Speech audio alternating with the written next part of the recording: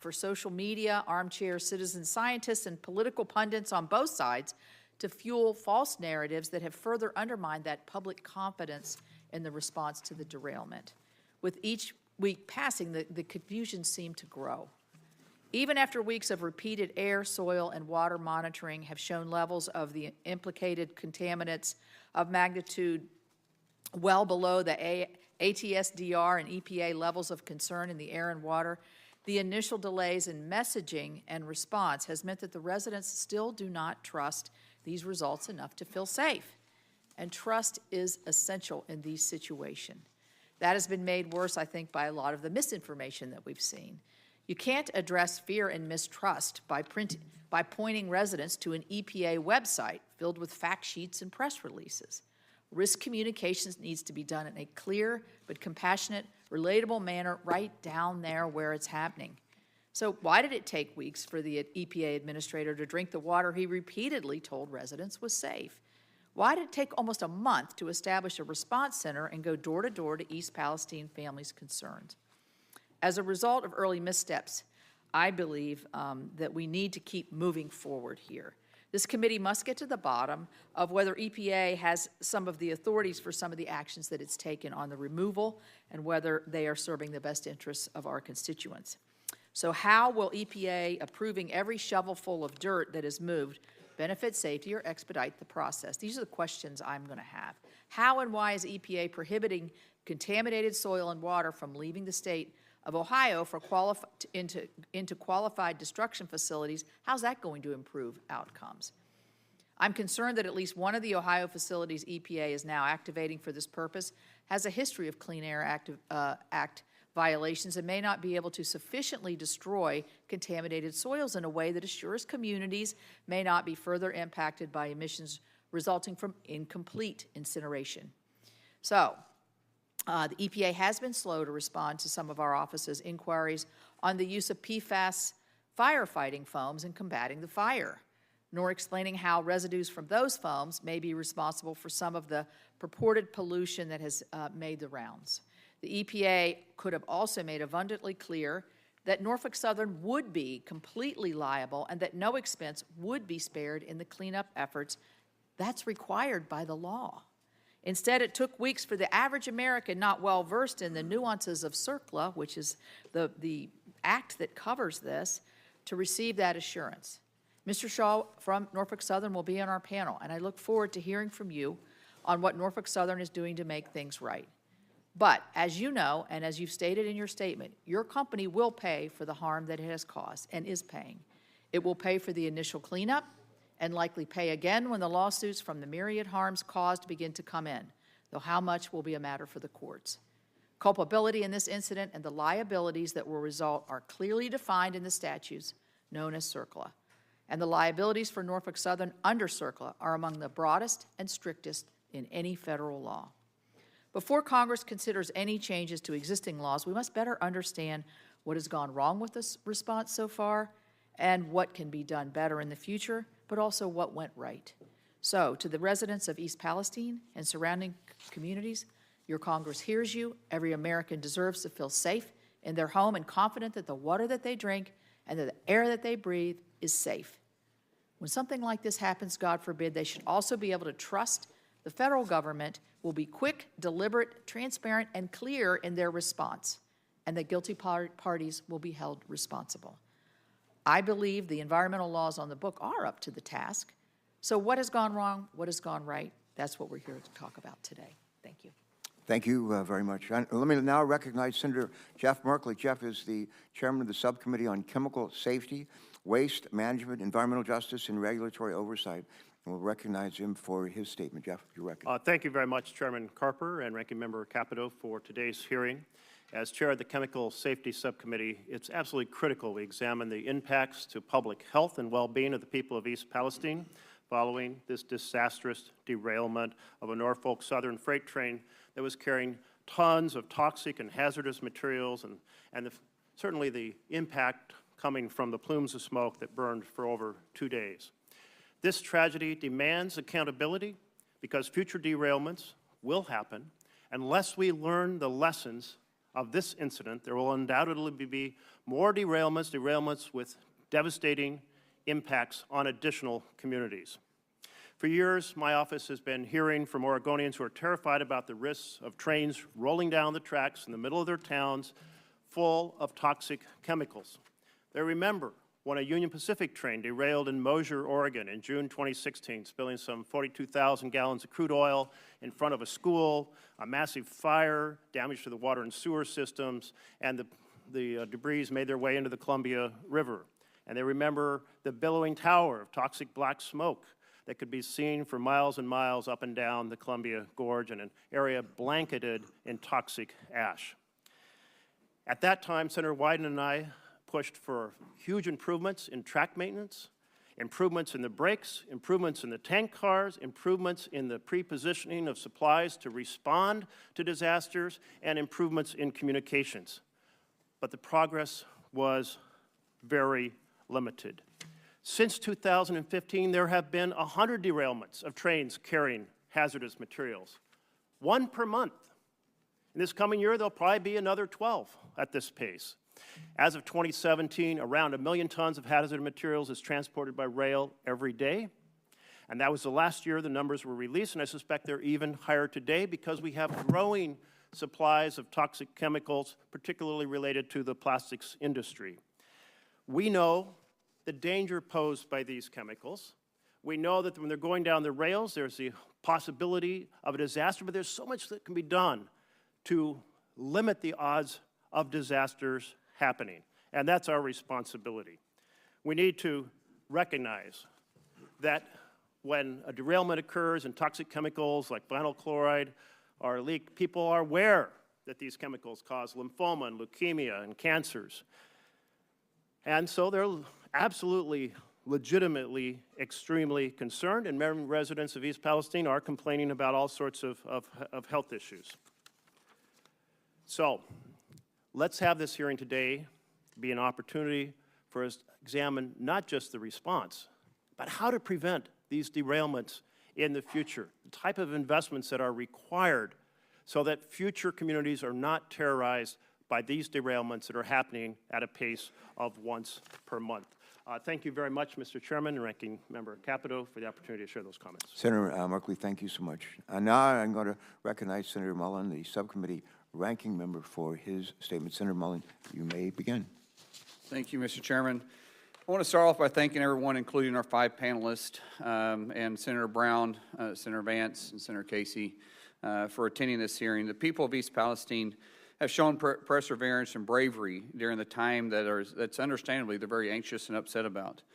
In the aftermath of the derailment, the decision was made to burn hazardous chemicals leaking from rail cars out of fear of explosion. Since then, residents have reported headaches, coughing, fatigue, irritation, pain, burning sensations on their skin.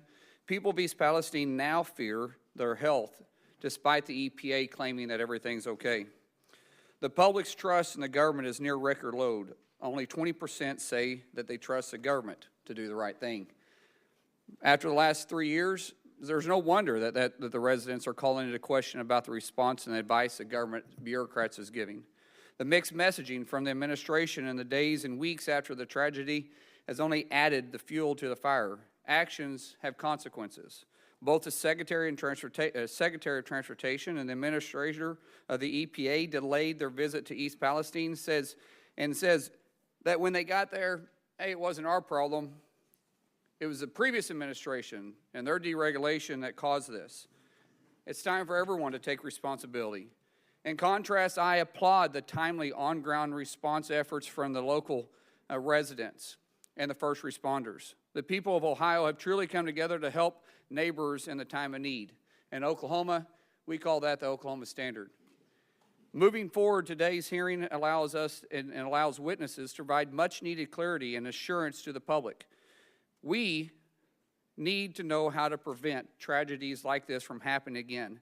We need to know what caused it. There are serious questions that need to be addressed, such as the states that toxic waste is being shipped to, how long the chemicals were setting in the cars, if the bearings were appropriately re-inspected, why were all 5 cars burned instead of just the one, why the administration and Norfolk failed to provide accurate and timely information to local authorities. And finally, what are we going to do about the town moving forward? The residents understandably do not feel safe, and we need a plan to put their lives back together. I expect our witnesses to transparently discuss these issues so we can prevent accidents like this from occurring in the future.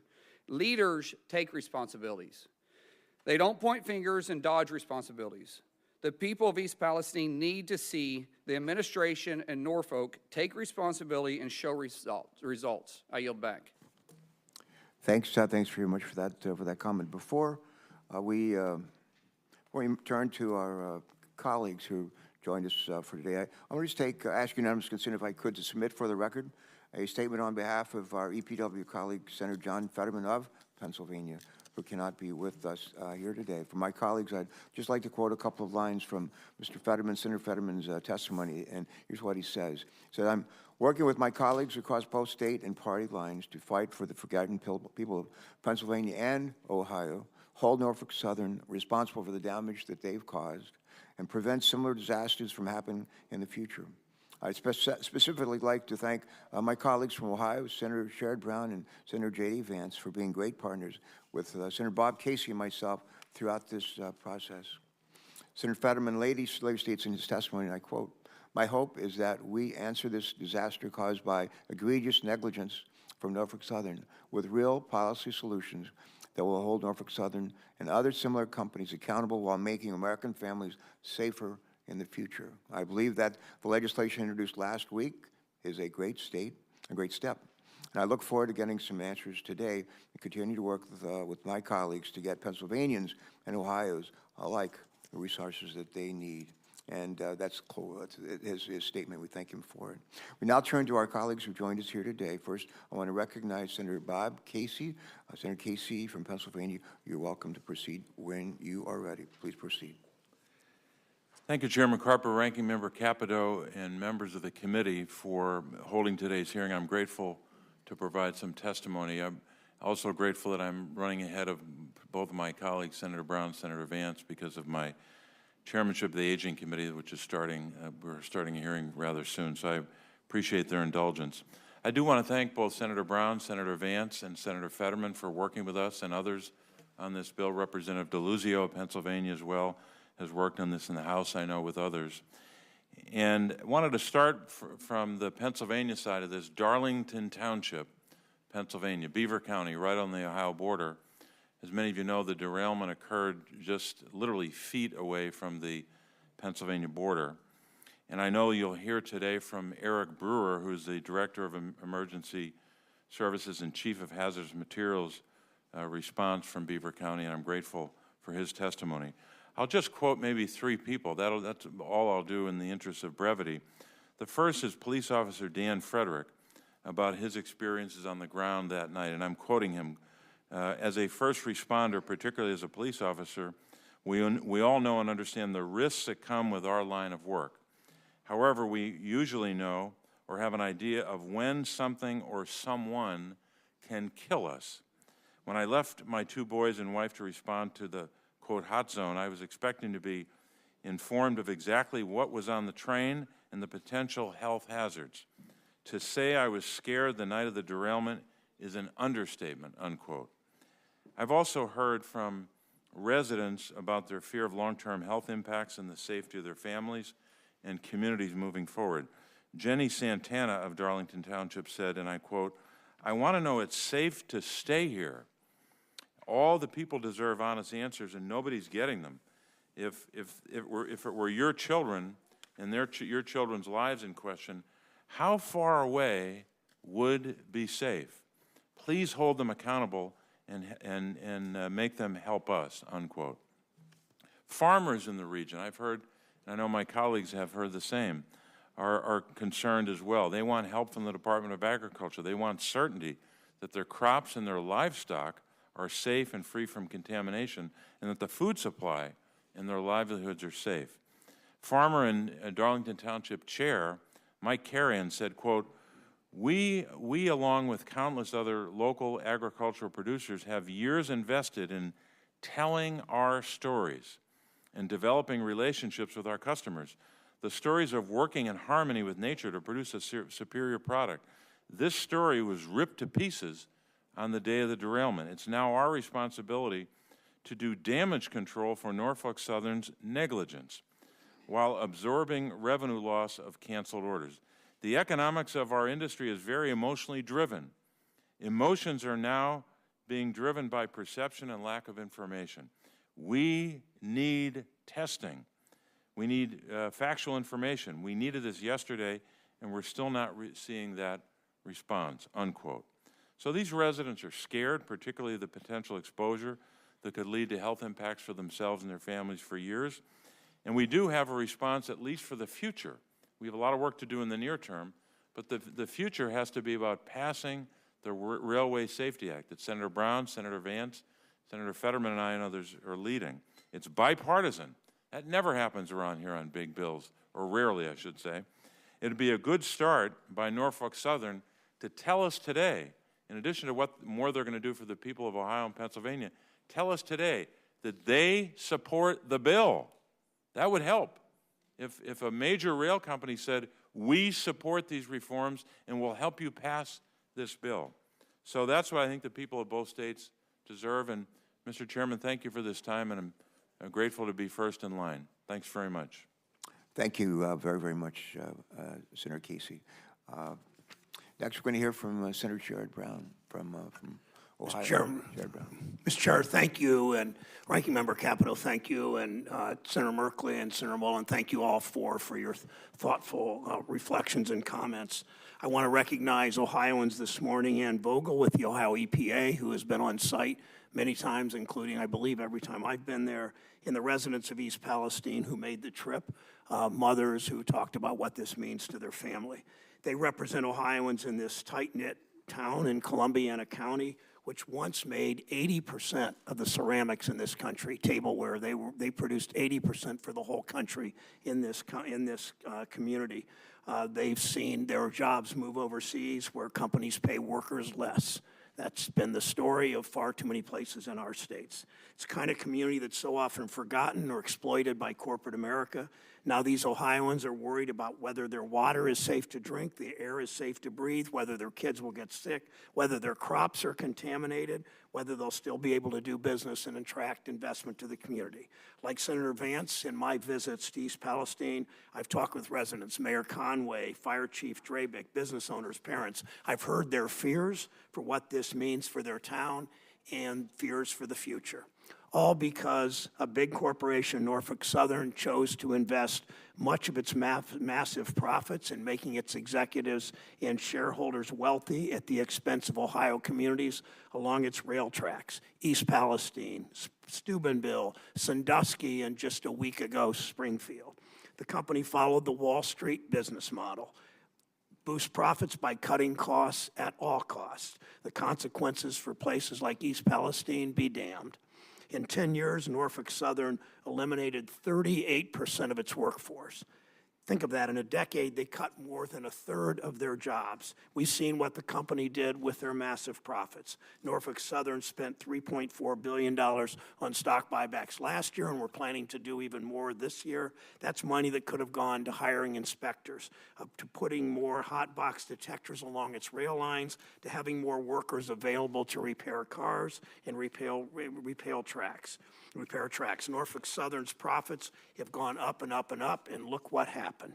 The NTSB is conducting a special investigation in Norfolk Southern and its culture, investigating 5 significant accidents since December of 2021, including 3 accidents that resulted in the death of a Norfolk Southern employee.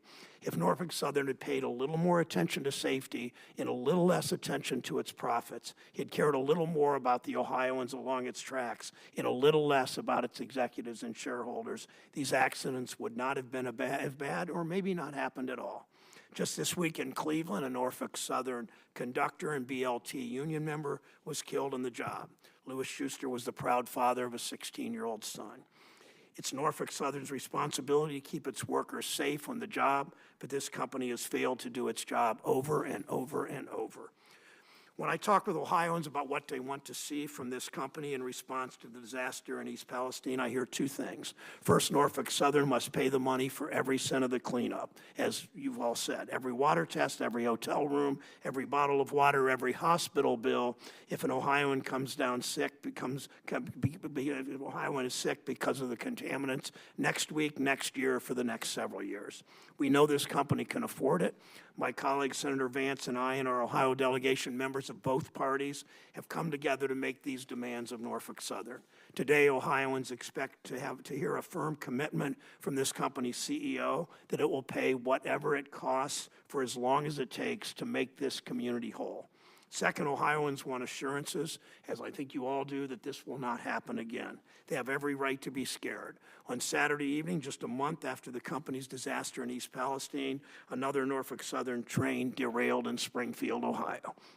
This time, the cars that derailed weren't carrying hazardous chemicals, but other cars on that 200-plus car train were.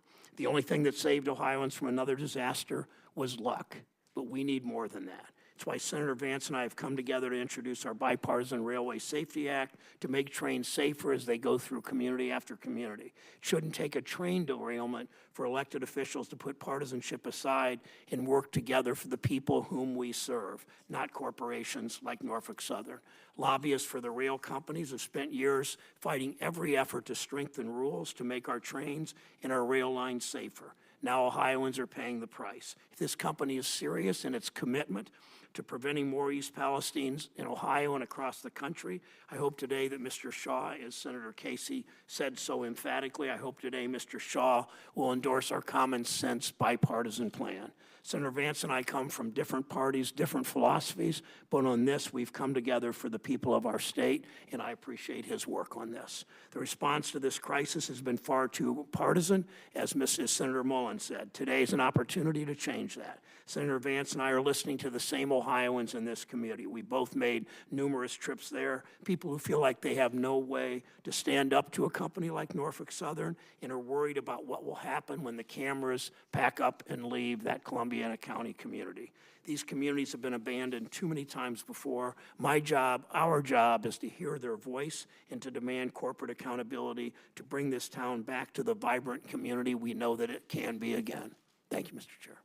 Thank you, Senator Brown. And lastly, we want to recognize Senator J. D. Vance. Senator Vance, you may begin. Great, thank you. So I want to start by acknowledging the people of East Palestine and Ann at the Ohio EPA who's done a great job on this tragedy, and just say that I think that our leadership, our media, and our politicians were slow to respond to this crisis, in part because a certain segment of our leadership feels like the people of East Palestine are a little out of style.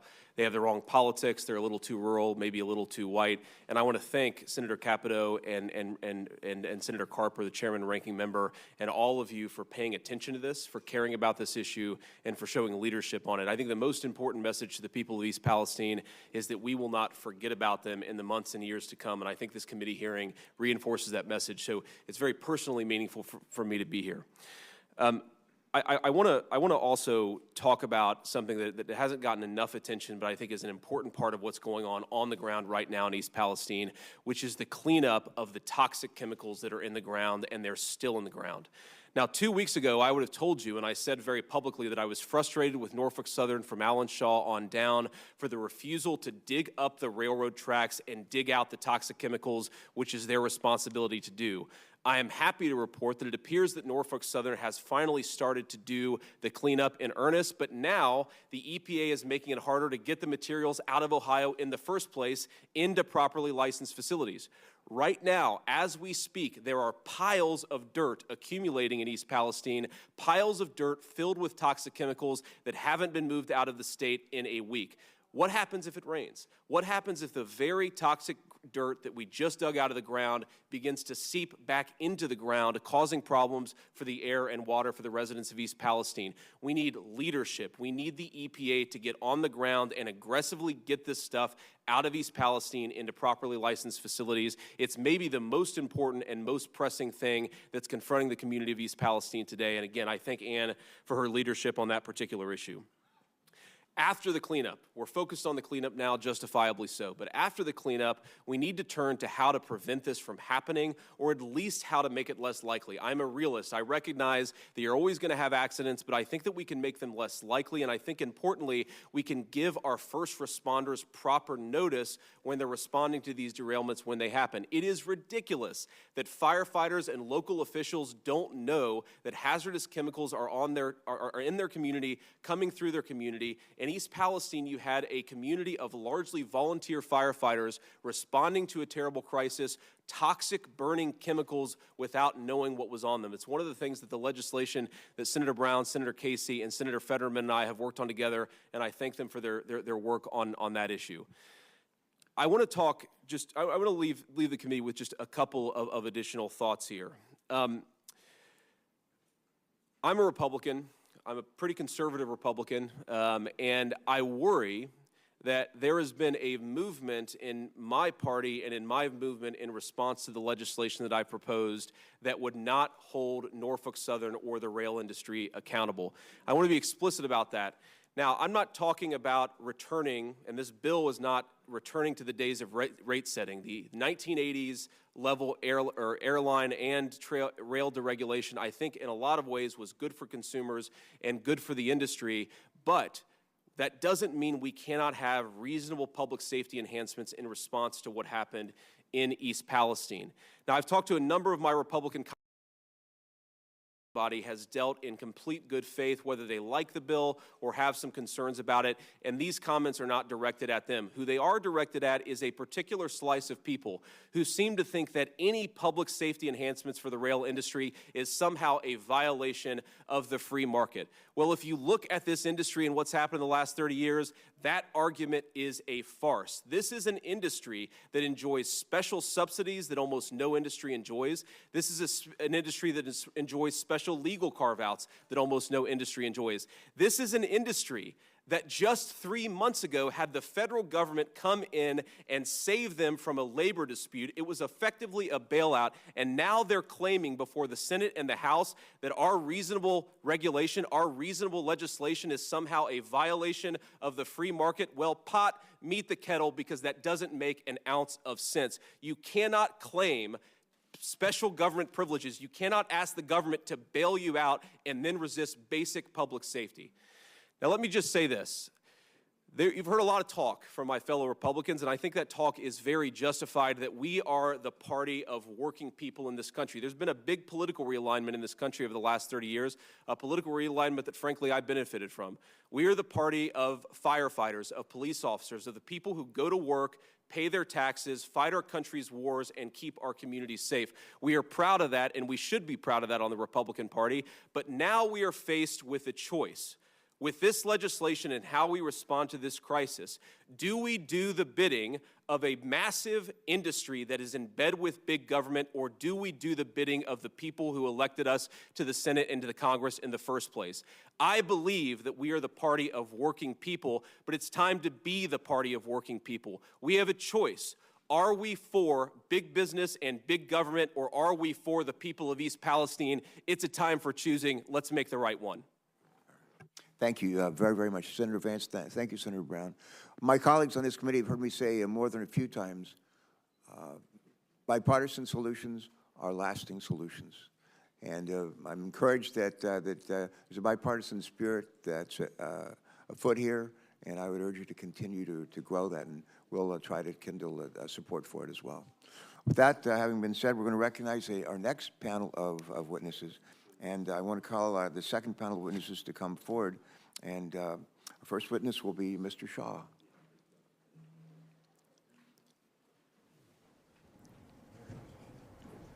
In addition to Mr. Shaw, we will be hearing from Deborah Shore, the Regional Administrator for Region 5 of the Environmental Protection Agency.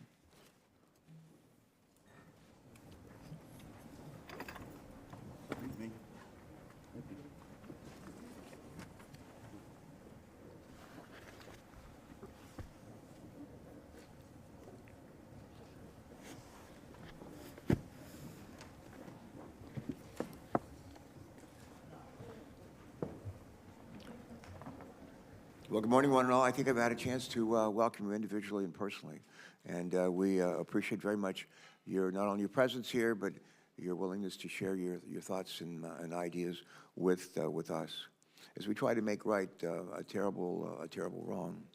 We're going to turn to our first witness, and it's Alan Shaw. I appreciate the time you spent with me on the phone earlier this week. And Mr. Shaw, you may begin your testimony at this time. Thank you. Welcome.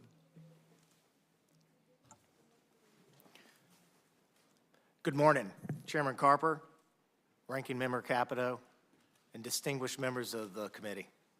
I appreciate the opportunity to testify before you today.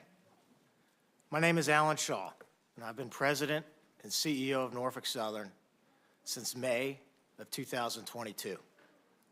I want to begin today by expressing how deeply sorry I am for the impact this derailment has had on the residents of East Palestine and the surrounding communities. I've been to East Palestine many times over the past month. I've talked with the leaders, the business owners, the school officials, the clergy, and others throughout the community. They've shared their stories and their concerns about the health of their families and the future of the community they love. I am determined to make this right. Norfolk Southern will clean the site safely, thoroughly, and with urgency. You have my personal commitment. Norfolk Southern will get the job done and help East Palestine thrive. At the direction of and in collaboration with the U.S. EPA, state and local agencies, we are developing and implementing near and longer-term cleanup activities. Air and water monitoring have been in place continuously since the accident, and to date, it consistently indicated that the air is safe to breathe and the water is safe to drink. In terms of community support, we have announced direct investments of over $21 million. We have provided support to more than 4,400 families through Norfolk Southern's Family Assistance Center. Established a $1 million fund available immediately to community leaders who will identify where donations can do the most good for East Palestine. We committed $7.5 million to Pennsylvania for a community relief fund, and we are reimbursing Pennsylvania emergency responders and health and environmental agencies for costs related to the derailment. All of this is just a down payment. We recently signed a lease for a more permanent space in East Palestine. I asked one of our frontline railroaders who lives in East Palestine to take on a new role as a full-time liaison, reporting directly to my office. He is advocating for the community in my office and overseeing distribution of another $1 million. We will be in the community for as long as it takes. To be clear, there are no strings attached to our assistance. If residents have a concern, we want them to come talk to us. Our website, nsmakingitright.com, provides the latest information and details on how to reach us. We have been cooperating fully with the NTSB's investigation into the cause of the derailment. The preliminary report found that the Norfolk Southern crew was operating the train below the speed limit and in an approved manner. Yet it is clear the safety mechanisms in place were not enough. As the NTSB continues its work, we are not waiting to act. Shortly after the derailment, I instructed my team to look at steps we could take to improve safety immediately. And we have announced a number of initiatives to do just that. These steps are just a start, and we look forward to working with policymakers and industry on others. We're also going to make our safety culture the best in the industry. The events of the last month are not who we are as a company.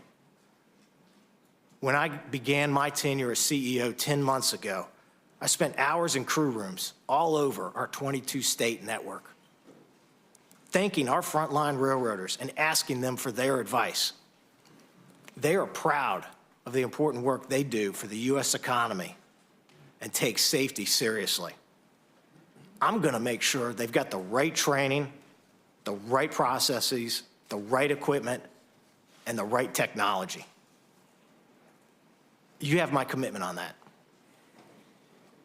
Since becoming CEO, I have dedicated our company to charting a new course in the industry. I intend to continue working with industry stakeholders, including railcar owners, lessors, shippers, and other railroads, to make industry-wide safety improvements. It's going to take all of us, and Norfolk Southern is eager to lead that effort. Today, I'm proud to represent more than 19,700 Norfolk Southern employees who work every day to offer a safe and efficient means of transporting goods to businesses and families across our great country. When Norfolk Southern is successful, it is because our craft railroaders are getting the job done for our customers and the U.S. economy. Thank you again for the opportunity to appear before you today. I look forward to your questions. Mr. Shaw, thanks very much for joining us today. Thank you for that statement, again, for the time you spent with me on the phone recently. Next, we're pleased to welcome Deborah Shore, Deb, the Regional Administrator for Region 5 of the United States Environmental Protection Agency. Ms. Shore, you're welcome to begin. Some things have been suggested that the EPA maybe hasn't done everything as well as they could have done, should have done. My sense is that EPA was on the scene like within hours of the derailment, and not only have you been there, a constant presence, but we've seen our administrator, Michael Regan, be there, and he'll be there again. So it's important. I commend you for that, and we need for you to stay on the job, right on the scene. So thank you. You're recognized. Thank you, Chairman Carper, Ranking Member Capito, and members of the committee for inviting me here today and for the opportunity to address your questions. I want to start by affirming that EPA's mission is to protect human health and the environment so that all communities across America have clean air, clean land, and clean water. The health and safety of those who've been affected by the Norfolk Southern train derailment is a top priority for me and for EPA. That's why as soon as EPA was notified of the train derailment on Friday, February 3rd, EPA personnel were on site in East Palestine within hours to support our state and local partners who are in the lead for emergency response efforts. Every day since, EPA has been boots on the ground, working in a bipartisan manner across all levels of government to help this community. I've personally been in East Palestine listening to residents and have heard how devastating this derailment has been. They are understandably worried and some are scared.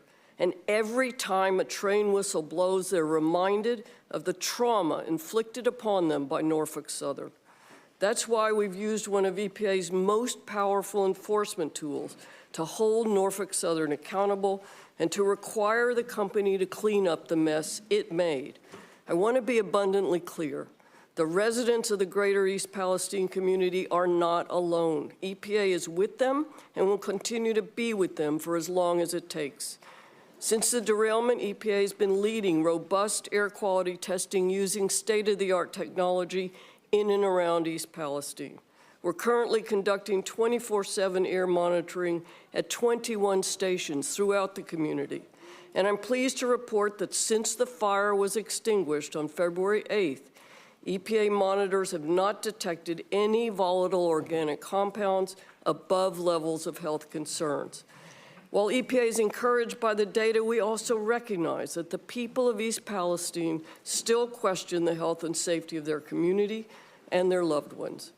In response, EPA has been assisting with indoor air screenings for homes through a voluntary program offered to residents to provide them with information and help restore their peace of mind. And as of March 4th, approximately 600 homes have been screened through this program, and no detections of vinyl chloride or hydrogen chloride have been identified. On the water side, Ohio EPA, in partnership with the Pennsylvania Department of Environmental Protection, local health agencies, and public water systems, continues to lead water sampling efforts, with EPA providing support. What I've described so far summarizes EPA's ongoing efforts to protect the health and safety of those living in East Palestine, as well as in the surrounding areas of Ohio and Pennsylvania in the aftermath of this disaster. Now let me turn to how EPA is holding Norfolk Southern accountable. On February 21st, we issued a unilateral administrative order to Norfolk Southern, which includes a number of directives to identify and clean up contaminated soil and water resources, to attend and participate in public meetings at EPA's request, and to post information online, to pay for EPA's costs for work performed under this order. EPA is overseeing Norfolk Southern's cleanup work to ensure it's done to EPA's specifications. The work plans will outline all steps necessary to clean up the environmental damage caused by the derailment. And most importantly, if the company fails to complete any of the EPA-ordered actions, the agency will immediately step in, conduct the necessary work, and then force Norfolk Southern to pay triple the cost. EPA's order holds Norfolk Southern accountable and facilitates in the transition from the multi-agency emergency response phase to a longer-term cleanup phase. Throughout my 11 days spent on the ground in East Palestine, I've learned that it is a proud and resilient community. Those that live there and in the surrounding communities have roots that go back generations. We owe it to these people to restore these beautiful communities to the special places we know they hold dear. That's exactly what EPA is working to accomplish, all while continuing to work hand in hand with our partners at the local, state, and federal levels. Again, thank you for inviting me here today. I look forward to the dialogue and to answering your questions. Fine. I'm sure. Thank you so much, and convey our thanks to your colleagues at EPA for being there right away on site and staying there right through even today. And keep it up. Everything I do, I know I can do better. I think that's true of all of us. So I would just say let's find ways to do even better going forward. Thanks. Ann Vogel, and then why don't you just start off your testimony with answering a question. Explain for folks who might be watching this, how do we have like EPA here, Region 3 EPA, and we have Ohio EPA? How is that? Just take a minute and explain that. It won't count against your time. Thank you, Chairman. Ohio EPA is the Ohio agency dedicated to protecting health and human health and the environment, similar to the work of the U.S. EPA, which covers the whole nation. Yeah, thank you. Go right ahead. We're delighted that you're here. Please proceed. Good morning, Chairman Carper, Ranking Member Capito, and members of the committee. My name is Ann Vogel, Director of the Ohio Environmental Protection Agency. On behalf of Governor DeWine, Lieutenant Governor Houston, and the talented team that I am privileged to represent at the Ohio Environmental Protection Agency, I thank you for allowing me to share our ongoing efforts to protect human health and the environment in East Palestine, a community that I have called home for the past month. Governor DeWine has been to the village regularly to reassure the community that while this is Norfolk Southern's train, their wreck, and their mess, the entire apparatus of state government has been mobilized to assist as East Palestine begins to recover from this traumatic experience. More than a dozen cabinet officials have spent time in East Palestine, assessing short-term and long-term needs, answering questions, and standing up support operations such as the free health clinic in town. Ohio EPA has a dedicated team of experts, the emergency response team, with a combined 150 years of experience in environmental emergency management that responded to the derailment within 1 hour of being notified by the railroad. By 12:25 a.m. on February 4th, Ohio EPA was on the scene and immediately began the work of containing the release of chemicals into the nearby Sulphur Run. We have worked around the clock since that day to oversee removal of the gross contamination from the creeks in the immediate derailment area. Ohio EPA's oversight also includes ensuring the safety of residents served by the municipal water system in East Palestine. In the days immediately after the derailment, and now continuing on a weekly basis, the municipal wells are tested for a broad array of chemicals and all lab reports have indicated that the public water system is safe. There have been no detections of contamination related to the derailment. I'm happy to answer any questions you have about Ohio EPA's response, but what I want to make sure that each of you here, along with the village of Palestine, is that the commitment to stay in East Palestine as long as it takes are not empty words. We live there.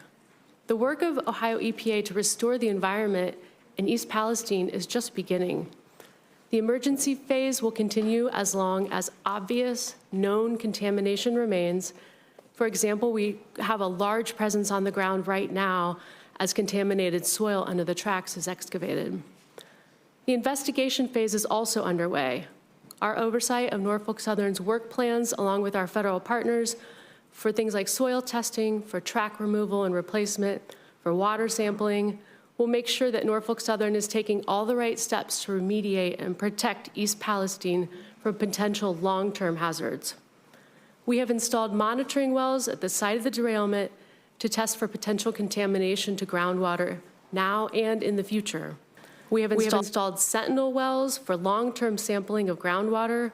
This is part of an early detection system that will tell us if contamination is approaching the municipal well field. We will test municipal water systems on a weekly basis, and we'll do that using our own labs. We will continue to be 100% transparent, sharing complete lab results immediately. We will attend open houses and town halls and be present in the community, answering questions and refuting misinformation with facts. The data that we collect from each sample, each test, each observation informs the next step that we will take along the path to long-term full remediation. You and your constituents have many of the same questions that I hear from residents of East Palestine every day. How long will we test the water? How long until the fish come back? Can I play in the yard and eat out of my garden? How or when will we know if the damage to our village is worse than we thought or even irreparable? These are legitimate questions, and I am committed to finding answers. I can promise East Palestine that Governor DeWine, his administration, and the whole team at the Ohio EPA will not stop until the science definitively shows that the residents of East Palestine are safe in their community. Again, I thank you for the opportunity to be here today, and I look forward to answering your questions. Thanks very much, Ms. Vogel. Please convey our best to Mike DeWine, who used to serve here, and we're governors and congressmen together as well. Thank you, sir. For some people who are watching this, joining us from across the country, they may be wondering why we have an EPA Region 3 affiliate. The EPA has 10 regional regions that they operate in that they're responsible for. One of them is here represented today for Ohio. Delaware and West Virginia are in Region 3. That's in Pennsylvania. So the three of us are all Region 3. Every state has a state agency that focuses on environmental protection. In Delaware, it's the Department of Natural Resources and Environmental Control. In Ohio, where I spent a lot of years of my life as a kid, it's EPA Ohio. So we're delighted that you're here and representing the governor in the state. Next, we're going to hear from Mr. Richard Harrison, the Executive Director and Chief Engineer for the Ohio River Valley Water Sanitation Commission, or SANCO. I'm not real big on acronyms, so tell us, before you even start your testimony, Mr. Harrison, tell us what is SANCO, so anybody happens to be catching this on the television across the country says, oh, okay, I understand that. We are an interstate commission, sir, and we represent 8 states within the Ohio River Basin, and we work on protecting the water quality, the water uses of the interstate waters of the basin. We've been here about 75 years doing this great work. All right. Have you been there for all those 75? Probably not. Almost. All right. No. All right. Thank you. Go right ahead, Mr. Harris. Thank you. Thanks for joining us. Good morning, Chairman Carper, Ranking Member Capito, and members of the committee. My name is Richard Harrison, Executive Director and Chief Engineer of the Ohio River Valley Water Sanitation Commission, we're known as SANCO. We're an interstate commission that carries out our compact signed by 8 states: Illinois, Indiana, Kentucky, New York, Ohio, Pennsylvania, Virginia, and West Virginia, with approval by the United States Congress and participation by the federal government. Since its inception in 1948, SANCO has worked to improve and protect the water quality of the interstate waters of the Ohio River Basin. I appreciate the opportunity to testify before this committee today regarding Orsanco's efforts as part of an exceptional partnership to respond to the East Palestine train derailment and downstream impact on the Ohio River. Orsanco Complex specifies the protection of the interstate waters of the Ohio River Basin as a safe and suitable public and industrial water supply after reasonable treatment. This is a critical service that Orsanco provides to the 30 Ohio River surface drinking water utilities to supply the millions of customers that rely on them for safe drinking water. Orsanco's ability to excel in this type of response is only possible through the combined efforts of our partners, including the Ohio River drinking water utilities, our member states and governors, the United States EPA, the United States Army Corps of Engineers, and other federal partners. I must highlight Ohio Governor DeWine, the Ohio Environmental Protection Agency, and US EPA Region 5 for their on-scene leadership in this particular response. And the Greater Cincinnati Water Works, GCWW, who provided critical laboratory analysis for numerous samples on a 24/7 basis. Orsanco has an extraordinary team of 22 professionals and a total annual budget of $3.9 million. This is below our 2003 budget level. I'm very proud of the strong value our organization provides to our many partners that was most recently demonstrated through our successful response to the diluted chemical spill remnants of this event that reached the Ohio River. The foundation of our chemical response is our staff's coordination with our partners, utilizing Orsanco's organic detection system, ODS. The ODS includes 16 scientific laboratory instruments owned and operated by Orsanco, and then on scene operated by the Ohio River drinking water utilities themselves. This system provided the early warning that chemicals from the derailment had reached the Ohio River. The ODS has subsequently provided over 40,000 screening level test results for 30 volatile organic chemicals. Over 130 special samples of the Ohio River were collected by my scientists and analyzed by Greater Cincinnati Water Works Laboratory. The proximity to the leading edge of the diluted spill remnants was tracked by Orsanco's time of travel computer model and confirmed by daily sampling completed by our scientists. This information proved invaluable to our partners. N-butyl acrylate, 2-ethylhexanol, and 2-ethylhexyl acrylate were detected through Orsanco's initial sampling efforts from the Little Beaver Creek, the tributary below East Palestine that feeds the Ohio River near the Ohio River and Pennsylvania border. As a result, we were able to calibrate 6 of our more sophisticated ODS stations to quantify any detections of these chemicals that may be found in the remnants. The Agency of Toxic Substances and Disease Registry, ATSDR, provided invaluable, timely provisional health guidance screening levels for these chemicals to determine what level might pose a health risk to finished drinking water. These screening levels were 560 parts per billion for 2-ethylhexyl acrylate and 200 parts per billion for 2-ethylhexanol. Our highest Ohio River detection for N-butyl acrylate was 4.3 parts per billion, and the analysis results for the other 2 chemicals were all below 1 part per billion. The ATSDR health screening levels and Orsanco's ODS and special sampling data analysis provided the scientific foundation for our conclusion that there were no Ohio River detections at any levels approaching a concern to public health.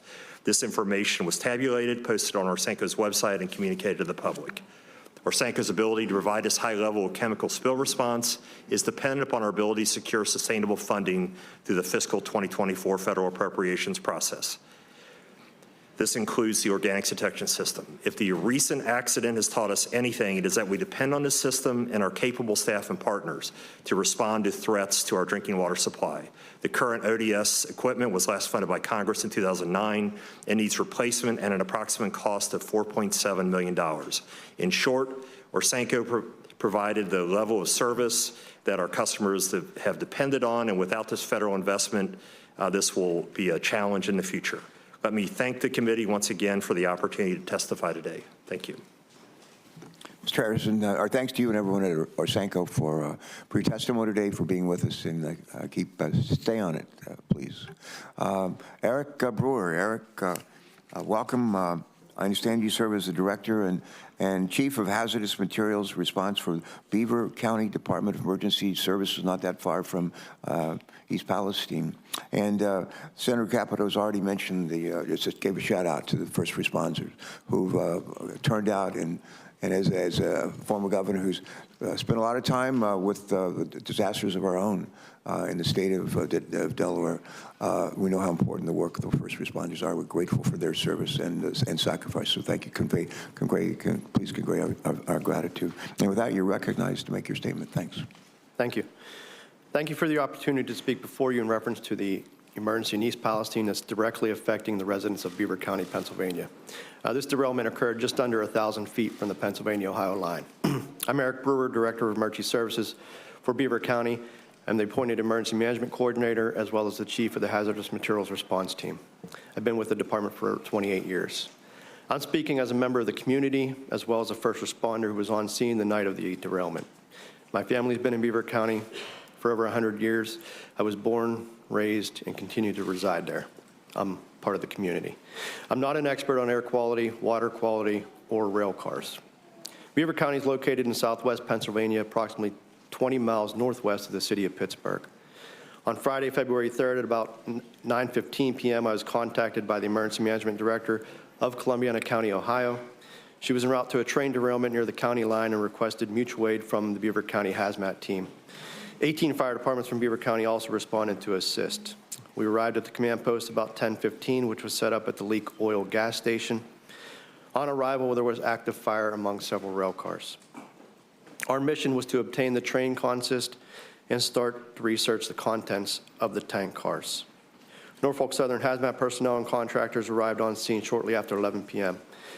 At around midnight, after research of the contents, it was decided to shut down fire operations and move firefighters out of the immediate area and to let the tank cars burn. This is not an unusual decision. This decision was made primarily by Norfolk Southern Hazmat coordinator as well as their contractor. And based on that initial information, we decided to initiate a 1-mile shelter in place from an intersection just east of Leak Oil. This put the 1-mile radius just into Beaver County. That fire eventually burned out Sunday morning. Sunday evening, we received a call from Columbiana County EMA and advised us the railroad officials were concerned about one of the tank cars starting to heat up. There was a possibility of explosion, and that we should consider a 1-mile evacuation. Ohio officials notified us that the 1-mile radius would now be from the Leak Oil address. This would add additional residents from Beaver County in the 1-mile evacuation zone.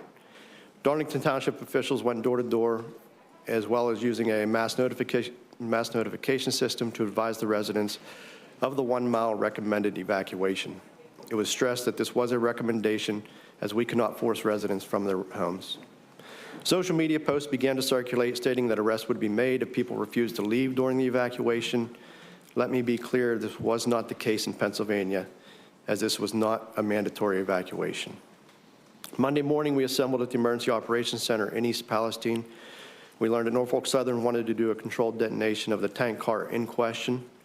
We were assured this was the safest way to mitigate the problem. During one of those planning meetings, we learned from Norfolk Southern that they now wanted to do the controlled detonation on 5 of the tank cars rather than just the 1. This changed the entire plan, as it would now impact a much larger area.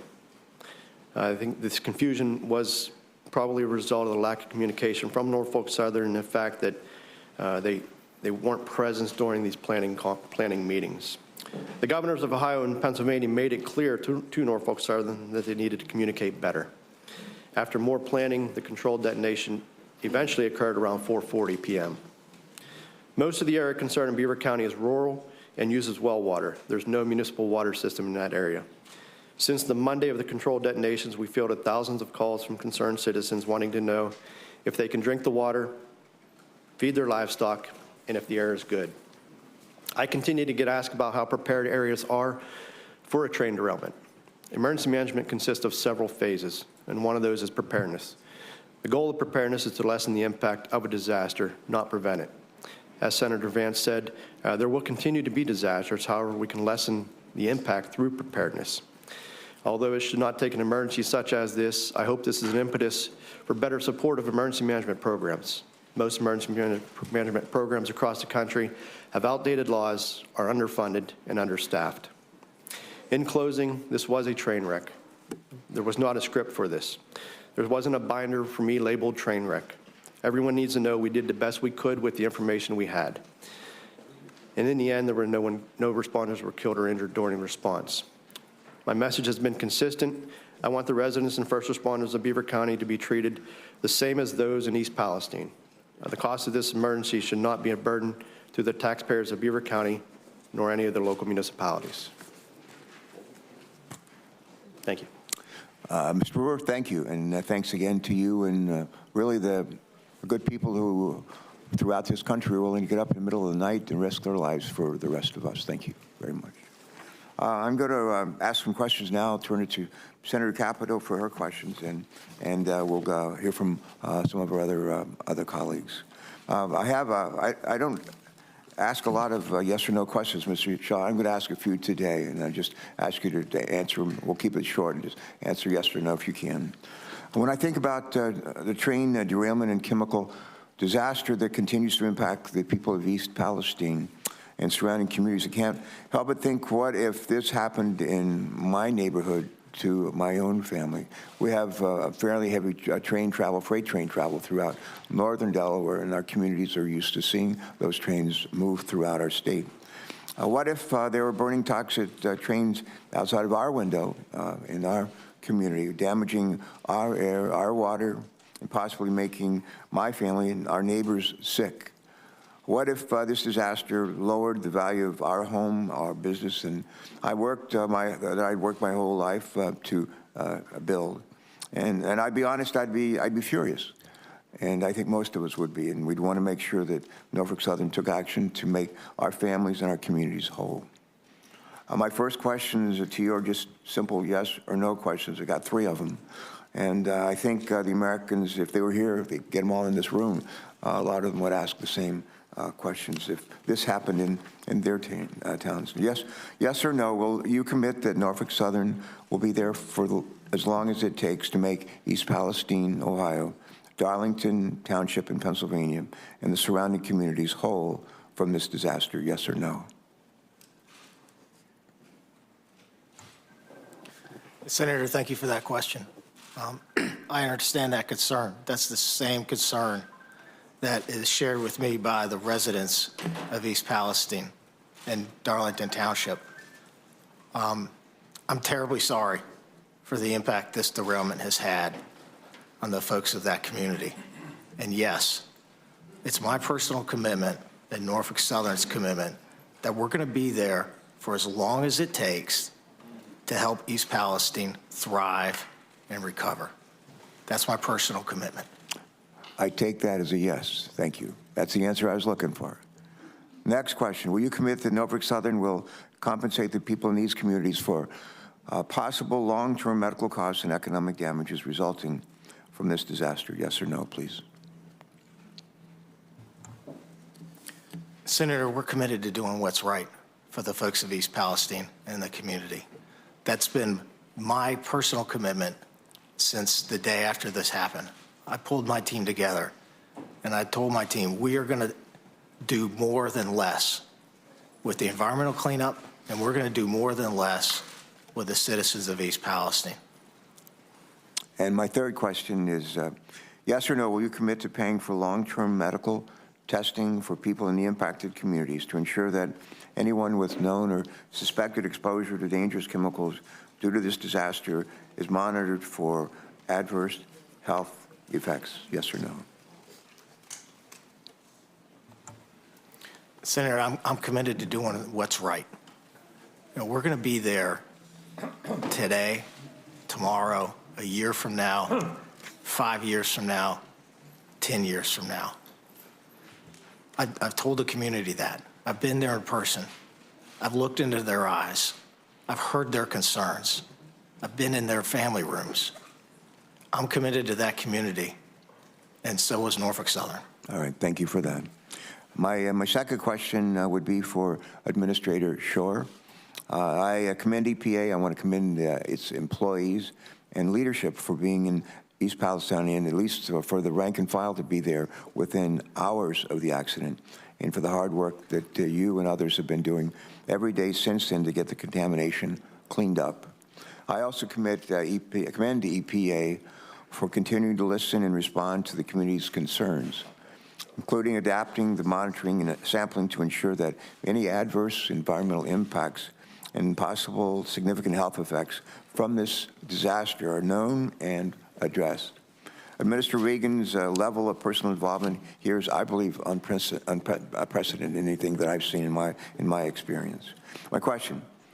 So I think I know the answer, but I will ask you the same thing I asked Mr. Shaw, and that is, do you commit that EPA will be there for as long as it takes to protect the public health and environment of the impacted communities?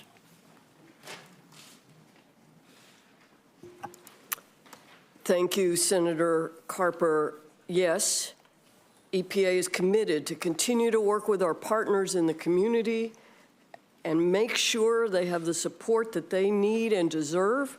EPA will be on the ground as long as it takes. All right, thank you. My last question that I will ask is Director Vogel, to you and to Mr. Brewer. Before this hearing, I had the opportunity to speak with several of the officials involved in the response to this incident, including governors of Ohio and Pennsylvania. Governor Shapiro shared with me a letter they had sent to Norfolk Southern on February 14, 2023. The letter asserts that Norfolk Southern did not communicate well with state and local agencies in the early days of the response, which led to confusion as well as concerns that alternative options for safely removing the chemicals were not adequately considered.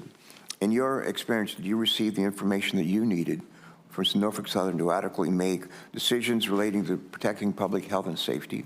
Were there any gaps in communications from Norfolk Southern to responding agencies in the first 72 hours of the derailment that may have contributed to distrust within the impacted communities? And if so, has Norfolk Southern satisfactorily addressed any such communications gaps since that time? Ms. Vogel. Mr. Chairman, thank you for your question. I do believe there were quite a few gaps in communication and missteps in the very early hours of following the derailment. I do believe that those gaps in communications have been addressed. I believe the teams are working well together on the ground today. But yes, things could have been handled better in the beginning hours. All right, thank you.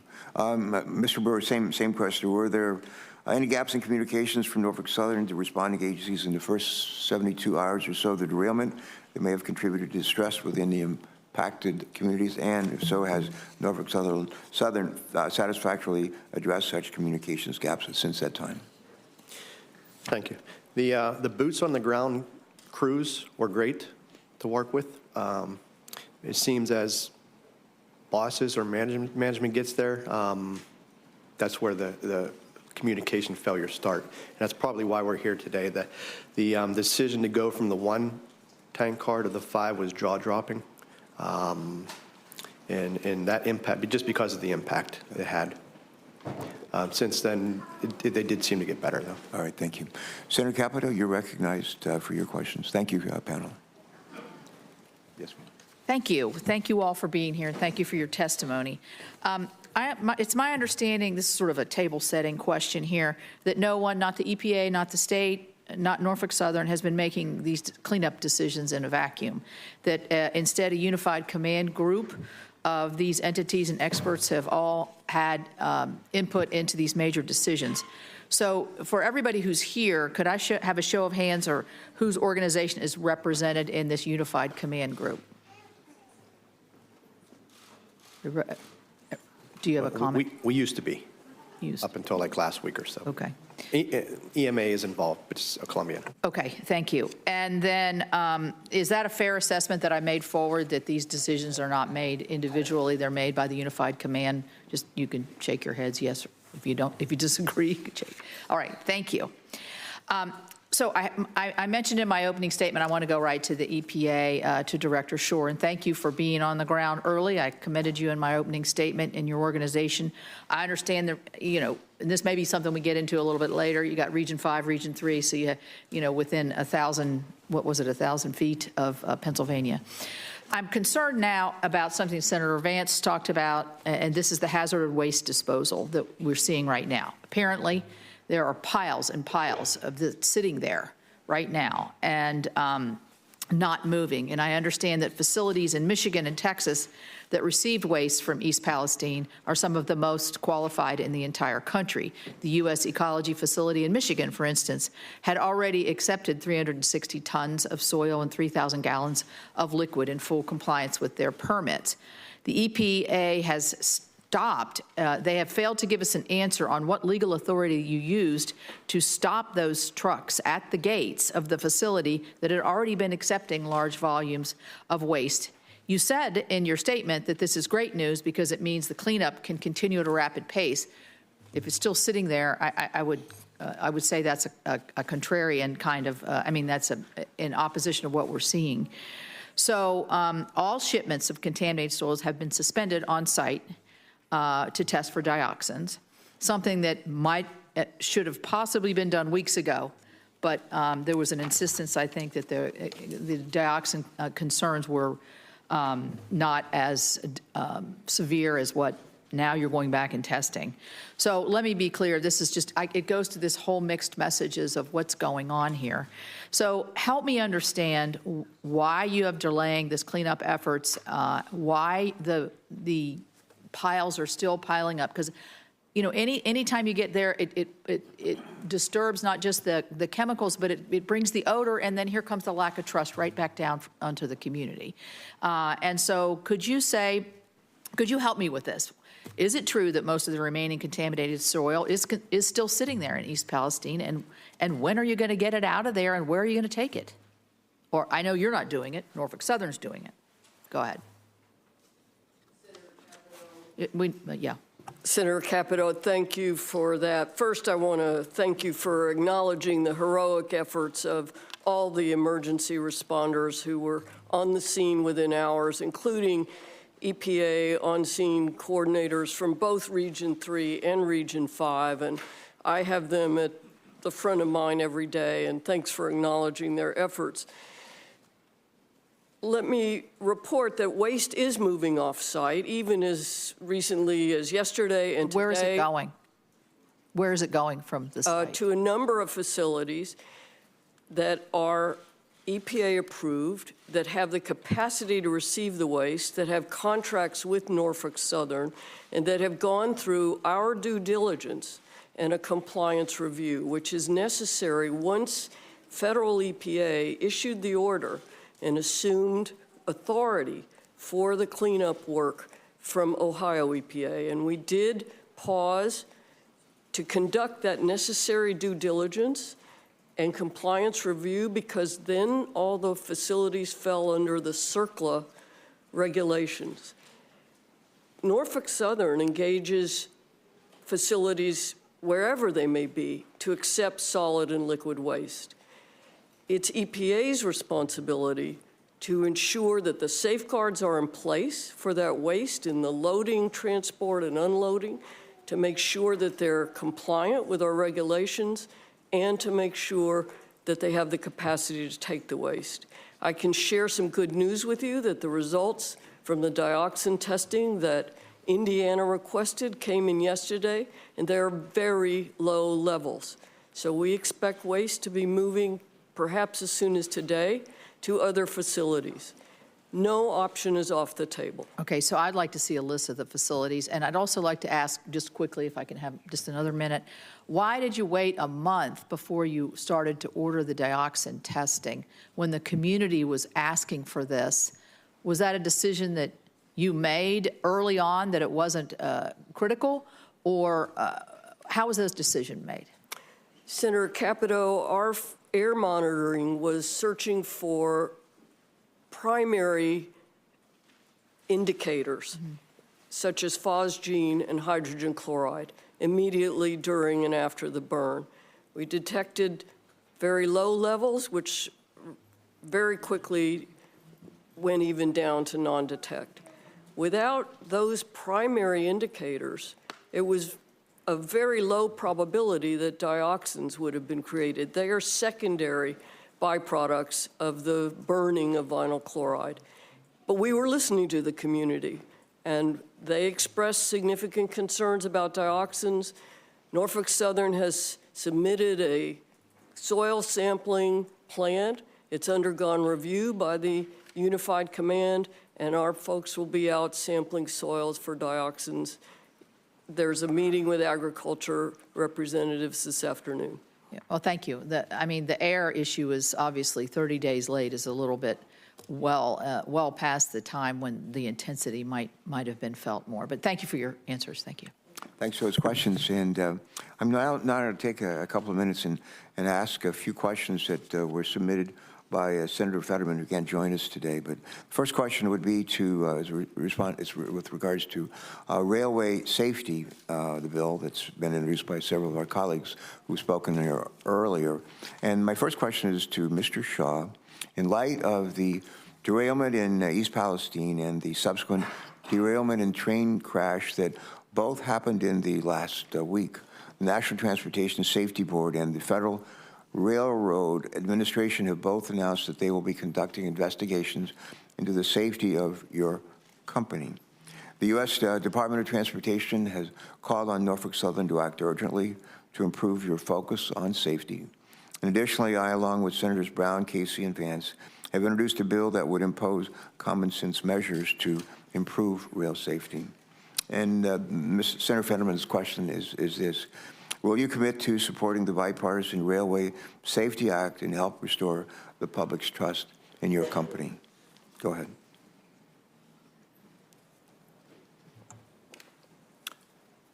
Senator, thank you for that question. We are committed to the legislative intent to make rail safer.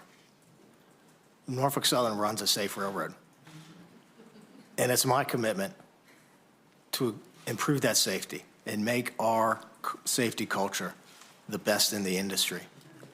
Just last year, derailments on Norfolk Southern were the lowest they had been in the last 10 years. And our personal injury rate is amongst the lowest in the industry. As you and I spoke about yesterday, we can always get better. And that is my intent, is to continue to invest and continue to improve. All right, thank you. Let me say, as a follow-up from Senator Fetterman, he'd like for me to ask you, if you don't support the bill in its entirety, are there specific provisions of the Bipartisan Rail Safety Act that Norfolk Southern could support?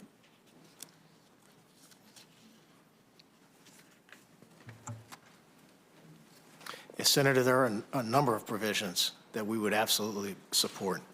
The rail industry has been in support of tighter tank car standards for a number of years, and I understand that's in the bill.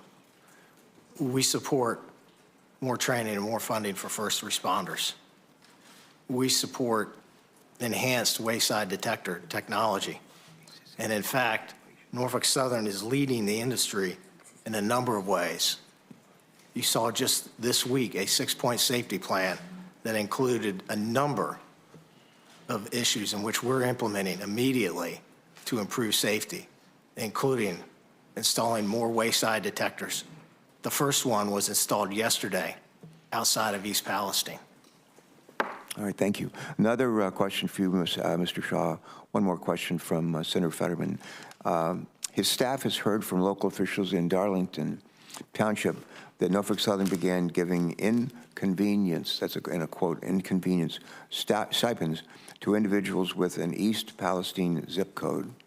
After requests from Darlington, Beaver County, Senator Fetterman, along with Senator Casey and Congressman Deluzio, Norfolk Southern extended the inconvenience stipend, but it's still not clear how wide that area covers. And Senator Fetterman asked, can you please clarify whether Pennsylvanians who left their homes after the derailment are entitled to this financial assistance from Norfolk Southern? Yes, thank you for that question. I'm, again, terribly sorry for the impact and the disruption that this has had on the local communities. I am proud of the fact that Norfolk Southern had established a family assistance center within 24 hours of the derailment. And we've assisted well over 4,400 families, including families from Pennsylvania. And earlier this week, we announced a much more comprehensive package totaling $7.5 million for Pennsylvania. And again, sir, That's just a down payment. All right. A follow-up to that, Senator Fetterman says he believes they need more insight into how Norfolk Southern coordinated with Pennsylvania agencies in the immediate response to the derailment. And while the national attention has been focused on the Ohio side, this derailment occurred less than a mile from the Pennsylvania border. Pennsylvanians live directly downwind from the chemical release and burn. Question, Mr. Shaw, again, it's Senator Fetterman's question. Why weren't the Pennsylvania Emergency Management Agency and Pennsylvania Department of Environmental Protection contacted until hours after the derailment? And is there a process in place to notify the relevant state agencies when a derailment of train cars containing hazardous materials occurs? If so, why hasn't this process been followed in this instance?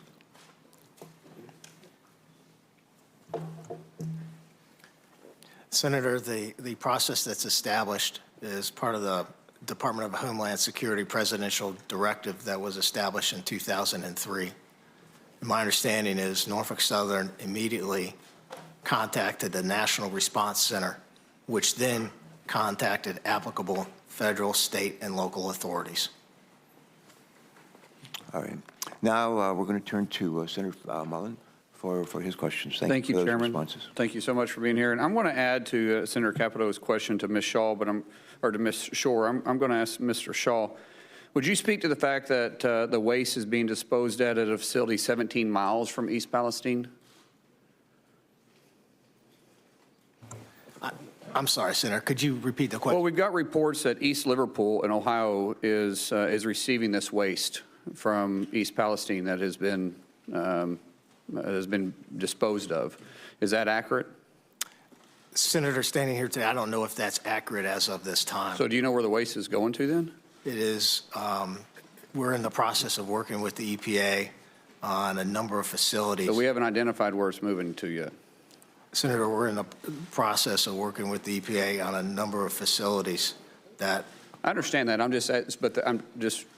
I get you're in the process, but we haven't identified a place for this to be removed to yet. Is that accurate?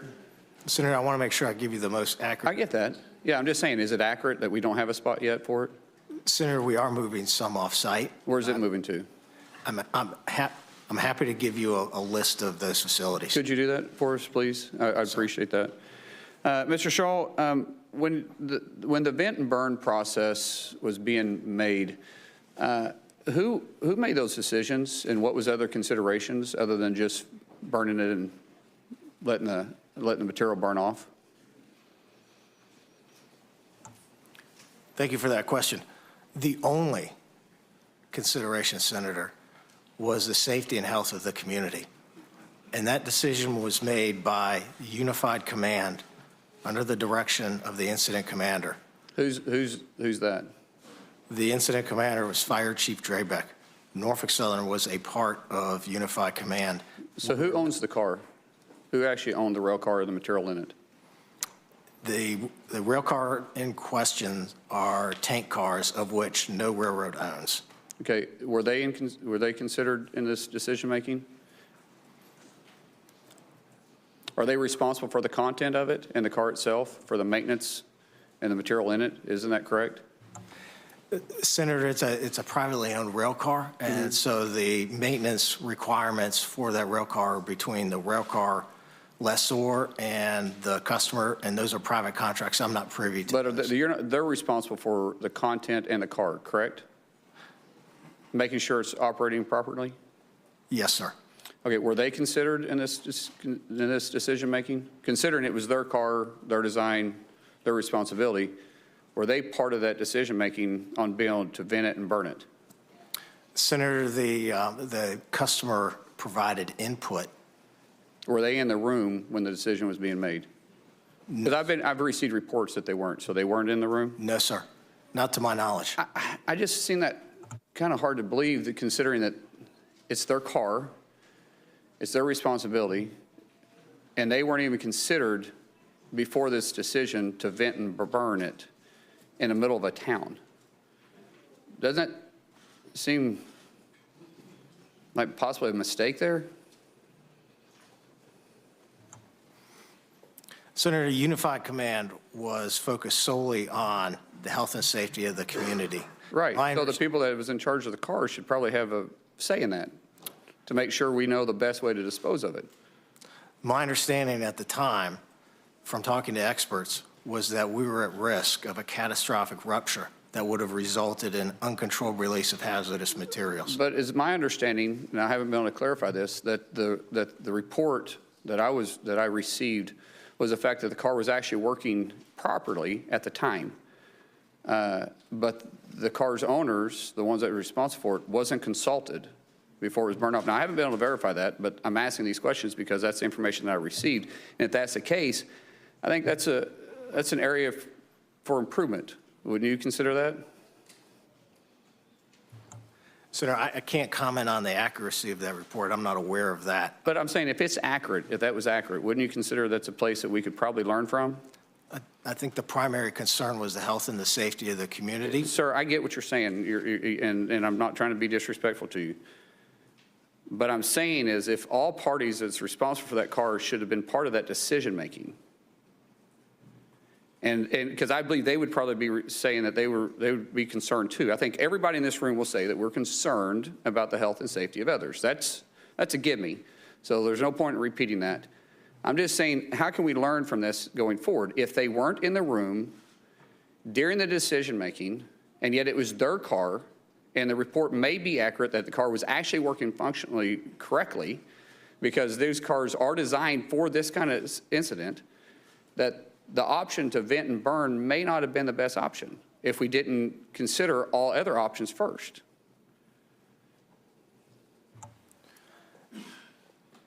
Senator, I understand that. The experts on the ground who were there were very concerned about the pressure in a car. Right. We also noted that other cars had been in a pool fire, and their Unified Command was aware that there was a concern for a catastrophic explosion that would shoot VCM gas and shrapnel. I hear you. We're just talking in circles here. Chairman, what I'm trying to get to is the fact that if this car was designed by someone else, and if this car was owned by somebody else, and the function of that car was designed by somebody else and was responsible by somebody else, then how do we know that the car wasn't working properly to begin with?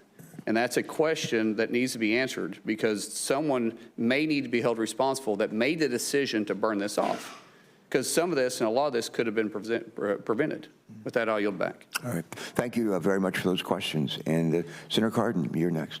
Thanks. Thanks for joining us, man. Well, first, Mr. Chairman and Ranking Member, thank you very much for scheduling this hearing. I want to thank all the witnesses that are at the table. And yes, I am very concerned that this was a preventable accident, preventable circumstance. The safety standards should have been able to deal with this. There needs to be full accountability. We need to make changes moving forward. We have concerns about corporate responsibility and decisions made at the corporate level. All that are areas that are of grave concern, I think, to every member of this committee. I represent the state of Maryland. The Ohio River may not flow through the state of Maryland, but its watershed does impact water in Maryland. So I'm interested, if I can, Mr. Harrison and Ms. Vogel, if I can get your understanding of how you're monitoring the quality of water as a result of this incident. What concerns me is that we have more extreme weather events that are occurring in our communities. And as you're doing your monitoring, what precautions are you taking for extreme weather events that are likely to occur, and the impact that that could have, not just on Ohio and Pennsylvania, but perhaps even on Maryland, as it relates to water quality or even air quality? Thank you, Senator, for that question. I will speak to the work Orsenco has been doing to protect the Ohio River drinking water supply, and it really hinges on our great organics detection system, which is a number of scientific instruments, including 6 that are GC mass specs, which are very sophisticated instruments.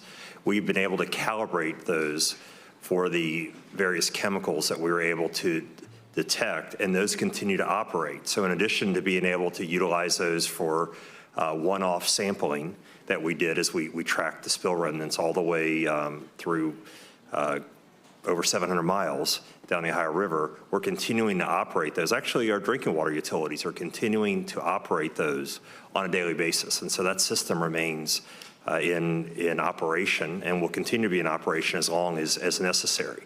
So we're able to detect those chemicals and any threads that might come through rain.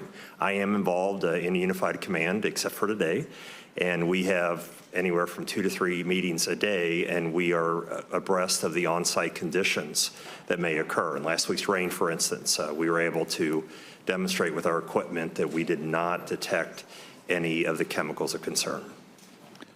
And in regards to groundwater sources? We do not work in the groundwater arena. Our compact focuses on surface water. Ms. Vogel, can you add to this? Senator Carton, thank you for your question. We appreciate the work of Orsenko. My team on the ground from AEP Ohio is sampling the surface water every single day. We're taking samples in 20 different locations. We have a website set up, an interactive map where you can see exactly where we're sampling and what we're sampling for.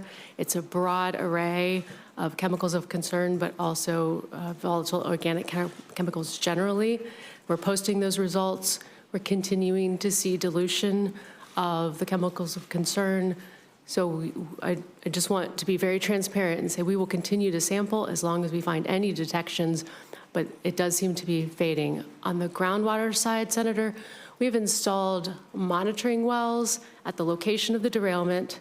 We've also installed sentinel wells near Sulphur Run and Leslie, between them and the municipal well field, so that we will be able to test those on a weekly basis and know if there are any contaminants that might be approaching any groundwater or drinking water.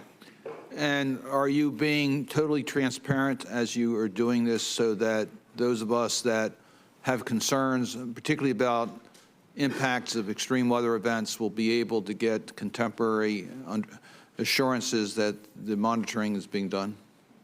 Yes, Senator. It's the #1 priority of the team on the ground to prevent any additional releases through rain events or, of course, from going any further than the initial contaminated area. That is our #1 goal with water management right now. But in terms of transparency, we're posting full lab results the minute we get them. The governor's very committed to being transparent and providing all of the information that we have when we have it. Thank you. Thank you, Mr. Chairman. Yes, and thank you very much for joining us today. I was told that Senator Ricketts is next in line, and if you're ready, I yield to you. Thank you. Thanks for joining us. Thank you very much, Mr. Chairman.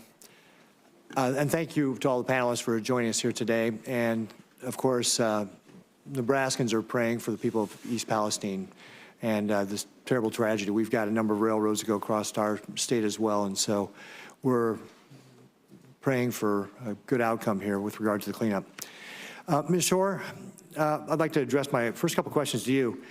I'm sure you agree that Americans deserve timely and helpful updates when it comes to an environmental catastrophe, right? Yeah. She nodded yes. Okay, great. And you agree that Americans should be confident when they return to their homes that they're safe to return to, right? Okay. So what are some of the things that the EPA has learned from with your response here that you would use to be able to improve going forward with regard to, you know, we've heard how the people of East Palestine are not believing what the government's saying. What can the EPA do, or what have you learned from this to be able to help for the next incident, to be able to help the people of that community get the information, feels like it's safe to return to their homes? Thank you, Senator Ricketts. And first, let me say I bring greetings from your sister, Laura, who's been a longtime friend of mine back in Illinois. And to your question, we are still enmeshed in the cleanup of the derailment, and that's our primary focus. We need to clean up the site, get the contaminated waste out of there, and then focus on the longer-term remediation. There will be an after-action report, and we'll be able to drill in on what lessons we can learn and how we can do better. But right now, we need to clean up this site as safely and quickly as possible and ensure that the necessary safeguards are in place to protect human health and the environment. All right, thank you, Ms. Shore. Mr. Shaw, I'm going to ask you basically the same questions. So I'm sure you agree that Americans should have timely information when there's a catastrophe like this, right? Yes, sir. It's an emotional issue, and it was a devastating derailment for the folks of East Palestine. That's one of the reasons that we set up our Family Assistance Center within 24 hours and have served 4,400 families. We've also established a website, nsmakingitright.com. That's based on feedback that I've gotten from the community as I've walked around and talked to people. They want more information, sir. Yeah.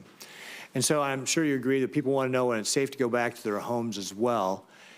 What has Norfolk Southern learned from this that would help them to be able to provide that information to people so that they can feel comfortable in going back into their homes and they're getting the proper information in a timely way? What have you learned about what you would do differently going forward? You know, Senator, in the immediate aftermath of this derailment, we had air monitoring in place. We had water monitoring in place. We've been collaborating with the EPA.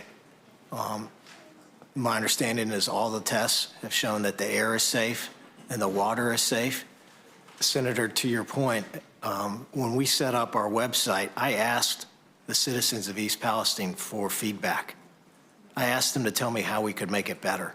And what they have asked for is information on that website on the results of those air tests and the water tests. And Senator, I've also made sure that we point folks to the results of the Ohio EPA and the federal EPA air and water tests.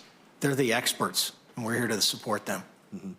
So is there anything in hindsight that you'd say, hey, we should have done this better when it comes to how we're communicating with the people of East Palestine?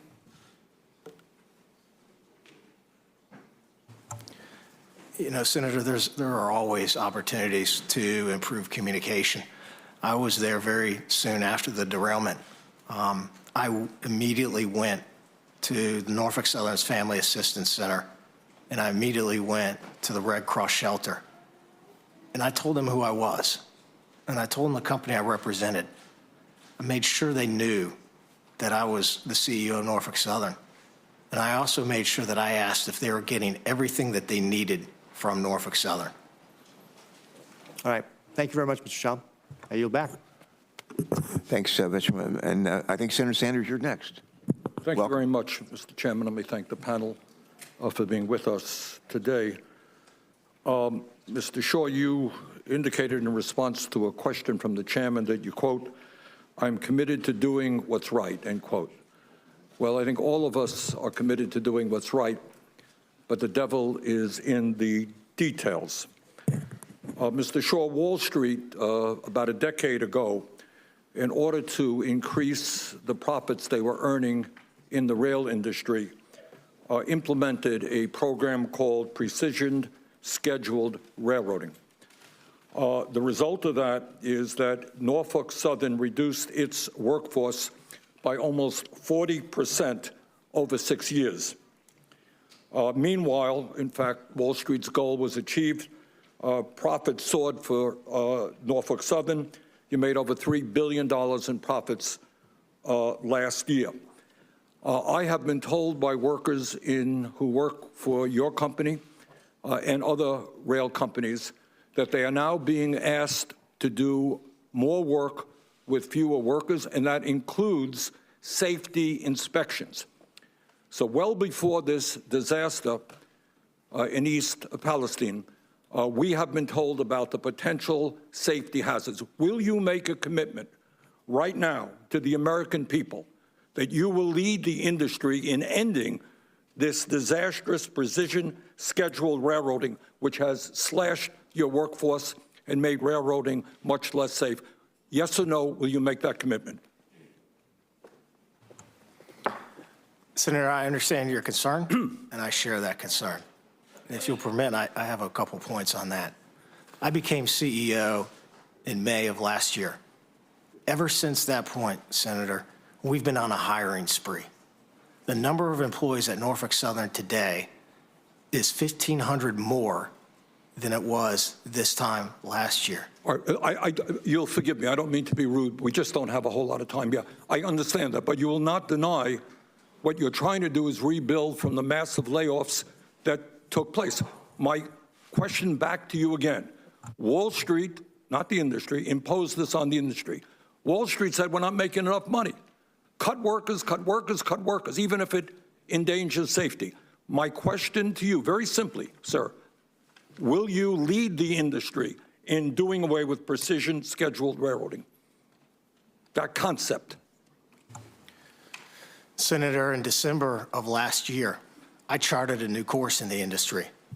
I said we're going to move away from a near-term focus solely on profits, and that we're going to take a longer-term view that's founded on our engagement with our craft employees who are so critical to our success.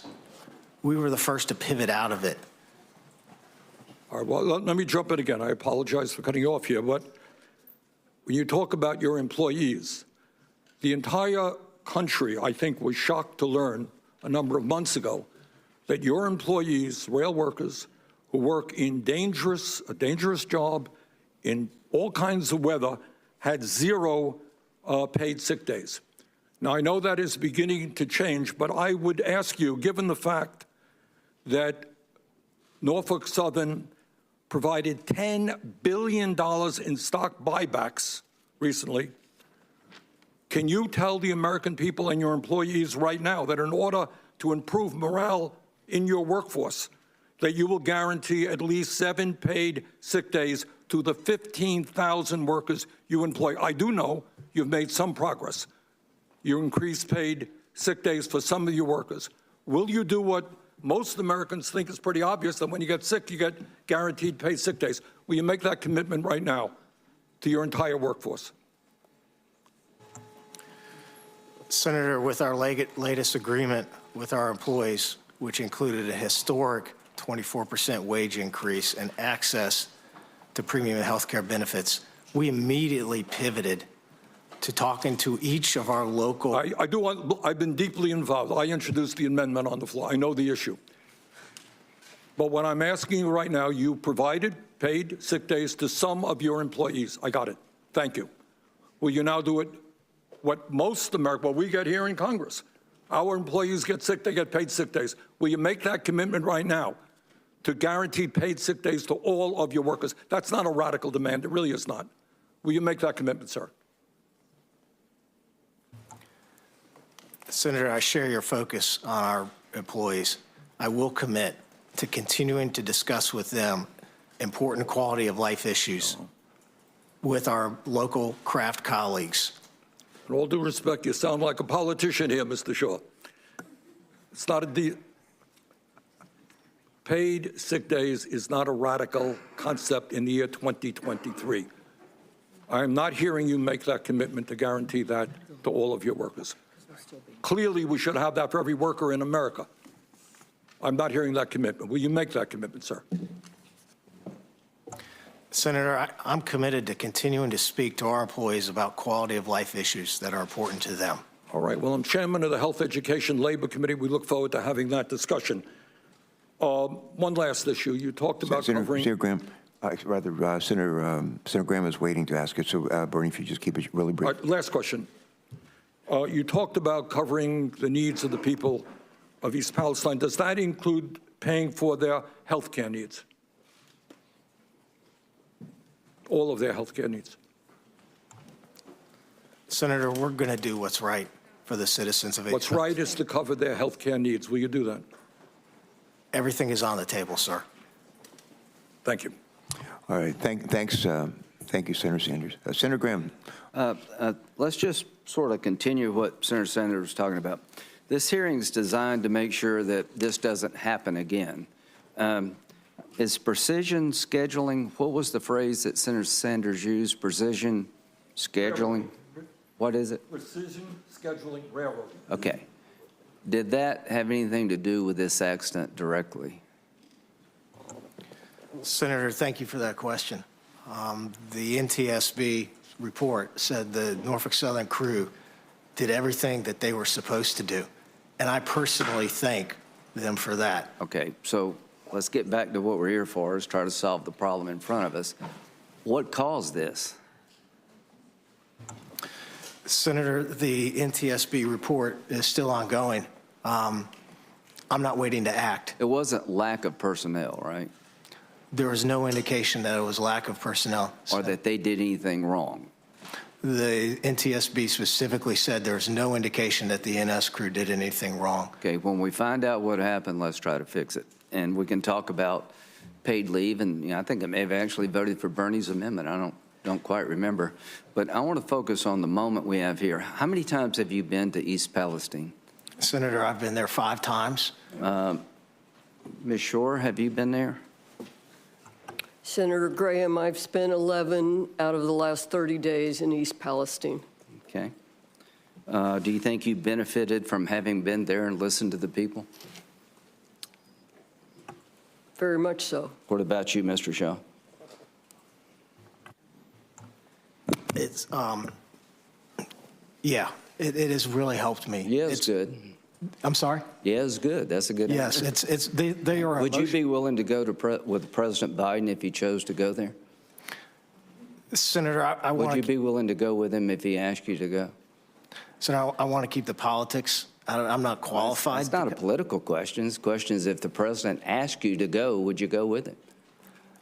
I'll go with anybody who wants to go and help the community of East Palestine. Yeah, Ms. Shore, same for you? If I'm asked to go, I certainly will. Yeah, well, so I'm calling on the president to ask both of you, and go. What's the downside of talking to people about going through a big trauma? I'm not, him going there doesn't fix all of the problems, but I think it's a step in the right direction, and I just wish he would go there so we could all work to solve the problem. The more we know, maybe I should go there. The bottom line is, would either one of you have a problem living there full-time, given the condition on the ground? Do you feel it's safe to continue to reside in this town? Mr. Shaw. Senator, the EPA and the Ohio EPA have very high standards, and I trust their testing. And would you live there, given what you've seen? Yes, sir. Okay. I believe that the air is safe. I believe that the water is safe. There are hundreds of tests. Okay. There are millions of data points. Okay. They all point to the same thing. And I genuinely enjoy my conversations with the folks at East Palestine. Yeah, I'm sure they're traumatized, and every time somebody shows up, it's probably good. Ms. Shore, do you agree that it's a safe place to live? Senator Graham, science is EPA's North Star, and we follow the science. And I drunk the water there. I drink it every time I go to town. Okay. Because the scientific data shows that it's safe. Okay. As does the air. That's good. Ms. Vogel, you're from Ohio. Have you been there? I've been in East Palestine since February 3rd, with the exception of 5 days. Real dedicated effort here. Do you think you've been enriched by these visits? Has it helped you? Yes, Senator. Do you think you've learned more about the problem having talked to these people? Unquestionably. Would you have a problem living there now? I mostly do.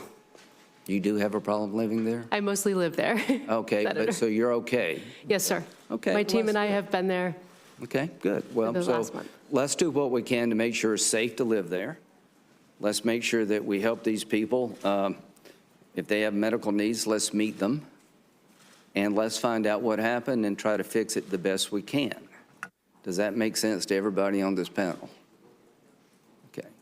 So whether or not we need to change overtime laws, we'll talk about that. But what I want to do is make sure that this committee understands that if you live there, everybody here believes it's safe to live there. I feel better about that. That the railroad company, the people operating the train, are not accused of being at fault. So let's find out what happened and fix it. And again, you have 2 senators from Ohio. They're putting together a product. I want to help them the best we can. And I'll just end where I began. I think the president would serve himself and the country well to go there. So please go. So, Graham, is that it? that it for you, my friend? All right, thank you. All righty. Before I turn to Senator Whitehouse for his questions, let me ask unanimous consent to enter into the record various materials detailing Biden administration's focus on safety and negligence to the community. We've heard allegations that the Biden administration is sacrificing safety. That's simply not consistent with what has happened in East Palestine or the Biden administration's numerous efforts to improve safety both before and since the accident. I want to ask unanimous consent to submit for the record various materials detailing the Environmental Protection Agency's immediate and ongoing response to the accident, as well as a document describing the Department of Transportation's immediate response to the accident, including the pipeline and hazardous materials safety administration activities, and a document showing concrete steps to strengthen rail and hazardous material safety that Secretary Buttigieg has directed the Department of Transportation to take since the derailment, and EPA's proposed rule to strengthen hazardous material management and accident prevention under the risk management program. And last but not least, I'd also note that President Biden called the Ohio and Pennsylvania governors in the first 48 hours offering assistance. Without objection, Mr. Chairman, so ordered. while we're in unanimous consent mode, may I ask unanimous consent to add to what you've asked two articles, one titled Ohio Train Derailment as a Reminder of Plastics Dangers, another entitled This Deadly Chemical Should Be Banned, and then a pair of articles related to the contractor that has been hired by Norfolk Southern, one entitled Oil Companies Rely on Controversial Firm to Rebut Colorado Health Study, and another entitled The Checkered Past of the Contractor Monitoring the Air in East Palestine, and that would be supplemented by a letter from our new colleague, Peter Welch, back in his days as a House member responding to the oil spill, expressing concerns about this company, CTEH. If I could add those to your list of UCs, I'd be helpful. Is there objection? Hearing none, so ordered. Next, Senator Whitehouse, I think you are recognized for questions. Great. Thank you. Mr. Shaw, the news is reporting that there's just been a significant derailment in Alabama of one of your trains. I certainly hope that all of your team and anybody in the vicinity is safe and well. You may need to look into that. But I wanted to mention that. I'm interested in my questions in the extent to which politics has played a role in this situation. In 2015, the federal government issued a new regulation requiring trains like yours that carry certain dangerous substances to be equipped with electronic brakes. Along with other industry stakeholders, Norfolk Southern stated that the regulation was, quote, not in the public interest. And the industry successfully got the regulation watered down. Just 3 years later, the Trump administration fully repealed the regulation. And I will ask you a question for the record for your attorneys and staff to reply to about for all communications between your company and your trade association with the Trump administration relative to that repeal. You don't have to respond now. That's just a coming attraction through our QFR process. I also note that since 2002, the rail industry has spent more than $650 million on federal lobbying, with another $60 million spent on state lobbying. The five largest spenders were the Association of American Railroads, your major trade group, BNSF Railway, CSX Corporation, Union Pacific Corporation, and you can answer for me who was the fifth big spender. I'll give you a hint. It's Norfolk Southern. Do you know how much it was that Norfolk Southern spent on lobbying during that period? No, sir, I don't. Okay. For the record, $69 million. Norfolk Southern lobbies through the National Association of Manufacturers as well. Do you, by any chance, know how much Norfolk Southern gave to National Association of Manufacturers in 2016 and 2017 when it was opposing the braking regulations I mentioned? Senator, I will note that the NTSB, Chair Hamady specifically stated that the braking regulation that you referenced would not have had an impact on this derailment. Okay, and will you answer my question? Do you know how much you spent against that regulation? No, sir, I don't. I also know that the government's own GAO and the National Academies of Science indicated in 2016 that the Department of Transportation's, or the FRA's review of ECP brakes was unjustified. I will ask you a question for the record, that the information for 2016 and 2017 that you have reported for later years in your climate lobbying report be provided to the committee, an equivalent to what you already provide, but looking back to those years when this was at issue. We discovered that Norfolk Southern, in a statement that appears now to have been deleted from your website, had previously touted the ECP braking systems as having, and I quote you here, the potential to reduce train stopping distances by as much as 60% over conventional air brake systems. And we found as early as 2007 a Norfolk Southern lead engineer promoting the, quote, big advantage for emergency braking that ECP brakes offered. So I want to make those statements a part of the record. And is it true that the New York Times reporting that Norfolk Southern has paid shareholders nearly $18 billion through stock buybacks and dividends in 2022?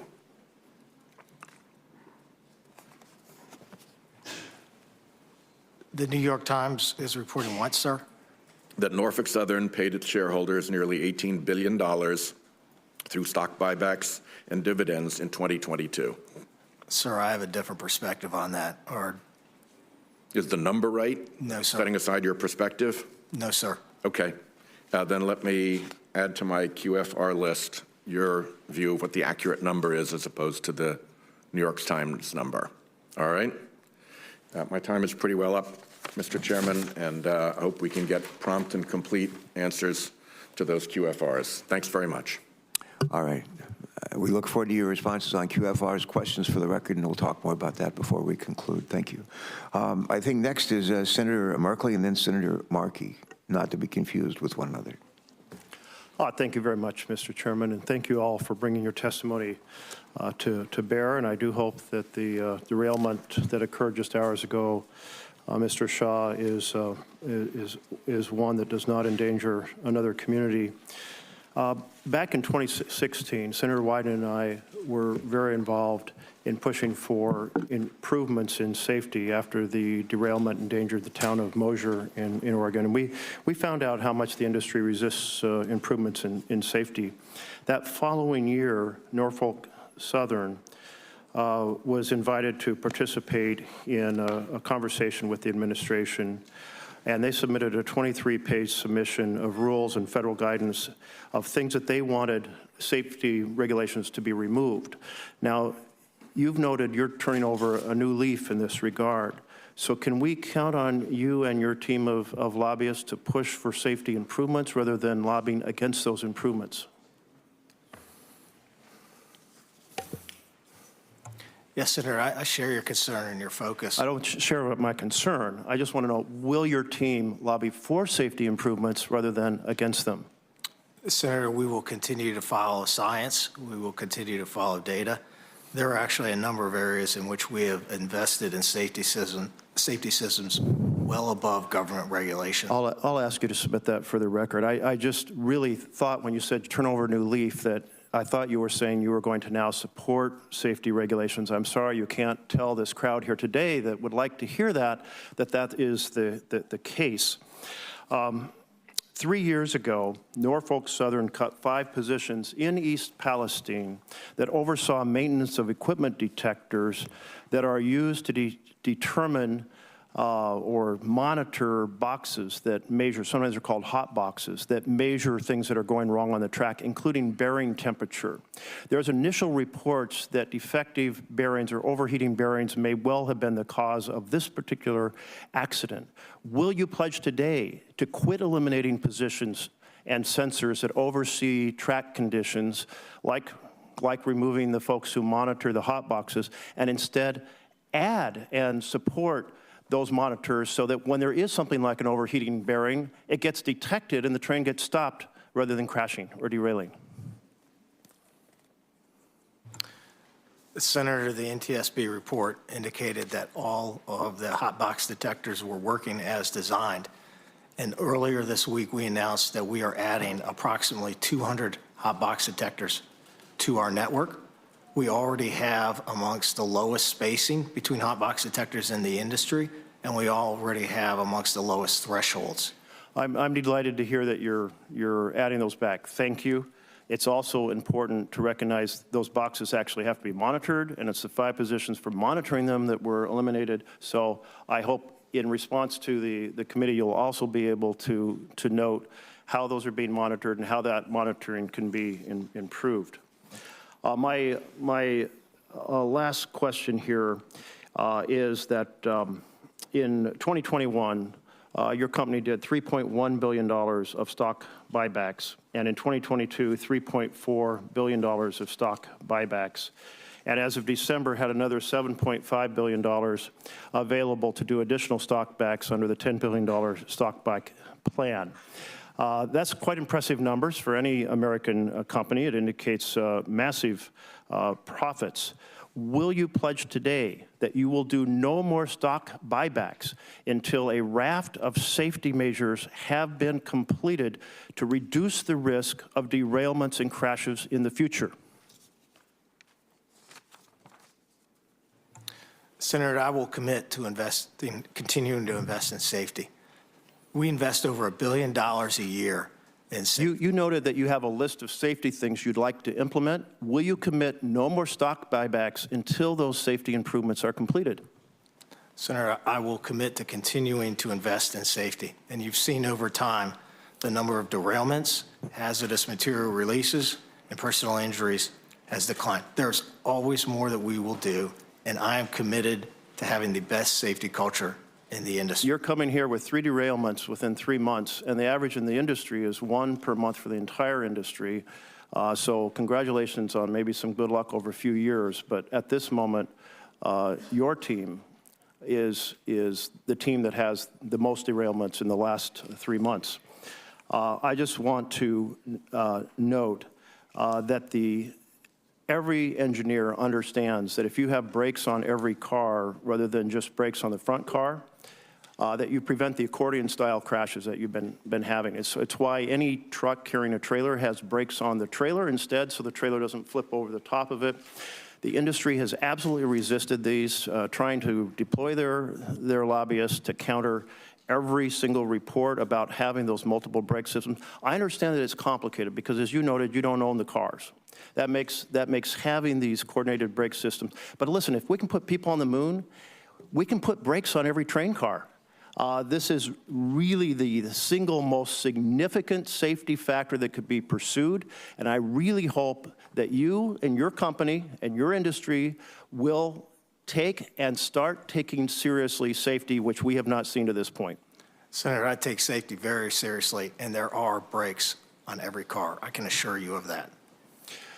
Well, I hope you support the coordinated pneumatic electronically controlled system that you've been fighting against for years. Senator Markey. Thank you, Mr. Chairman, very much. The East Palestine train derailment was not preordained. It was preventable. It was a disaster waiting to happen. Corporate greed, outdated railway safety regulations, lax hazardous material standards were all the fuel on a toxic fire that was ready to combust. This was something that was preordained and known about because of all of the rail accidents that happen every year in our country. And unfortunately, innocent, hardworking, working families in Ohio and Pennsylvania were the ones that got harmed by this.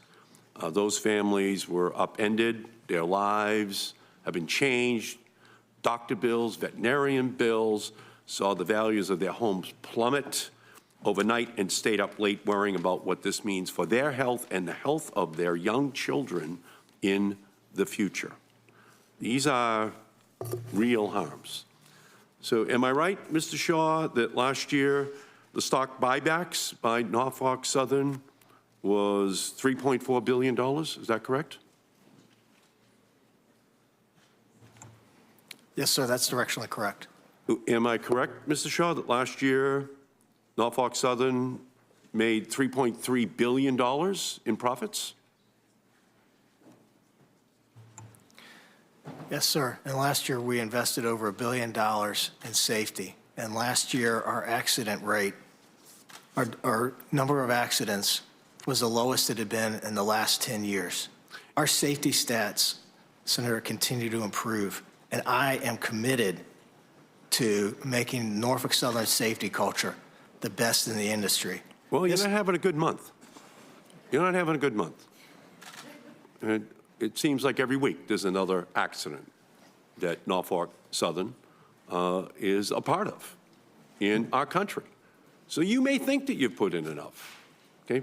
But the facts are saying just the opposite in terms of what is happening. And what I'm hearing from you is just this great confidence that you have in your system. But I'll tell you this, Mr. Shaw. Overconfidence breeds complacency, and complacency breeds disaster. And that disaster has hit East Palestine, and it's hitting community after community across this country, not just Norfolk Southern, but the rail industry in general that has reduced its workforce by 1/3 over the last 10 years. And in that reduction in workforce, there is a reduction in the measure of safety that has to be built in order to guarantee that people avoid these kinds of catastrophes. So let me ask you, Mr. Shaw, about a decision that your company has made. You've chosen an arbitrary 1-mile radius from the disaster site for people to qualify for assistance, meaning some families who breathe the same air, drink the same water, aren't getting the same help. Mr. Shaw, will you commit to providing financial compensation to all affected people, including those who live outside your arbitrarily chosen 1-mile radius around the derailment site? Senator, we've made our Family Assistance Center and payments available to folks within the zip code, within Darlington Township. We've committed. Will you commit to helping those people outside of the 1-mile radius? That's my question. Yes or no? Senator, we already are. You already are? Yes, sir. All right. Well, that's not clear. Okay. Will you commit to compensating affected homeowners for their diminished property values? Senator, I'm committing to do what's right. Well, what's right is a family that had a home worth $100,000 that is now worth $50,000 will probably never be able to sell that home for $100,000 again. Will you compensate that family for that loss? Senator, I'm committing to do what's right. That is the right thing to do. These are the people who are innocent victims, Mr. Shaw. These people were just there at home, and all of a sudden, their small businesses, their homes are forever going to have been diminished in value. Norfolk Southern owes these people. It's an accident that is basically under the responsibility of Norfolk Southern, not these families. When you say do the right thing, will you, again, compensate these families for their diminished, lost property value for homes and small businesses?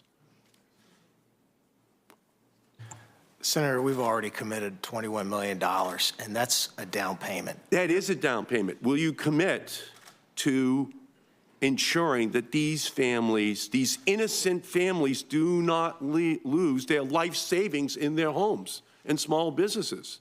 The right thing to do is to say, yes, we will. Senator, I'm committed to doing what's right for the community, and we're going to be there as No, long as it takes. what's right for the community will then be balanced, which is what we can see from your stock buybacks by what's right for Norfolk Southern. And that's going to be to sue, to fight, to resist full compensation for these families. That's the pattern we've seen over the last 10 years in your 1/3 reduction in workforce with its natural concomitant reduction in safety. Okay, then I'll go to you right now. We're not hearing the right things today. These families want to know long-term, are they just going to be left behind? Once the cameras move on, once the national attention dies down, where will these families be? I think they're going to be in the crosshairs of the accountants of Norfolk Southern saying, we're not going to pay full compensation. That's why we're going to stay on this case until everyone in East Palestine is given the justice which they deserve. We have Senator Padilla is up next. Just by way of explanation, we're in the middle of 2 votes, so that's why we're sort of ping-ponging a little bit. Sorry for the disruptions.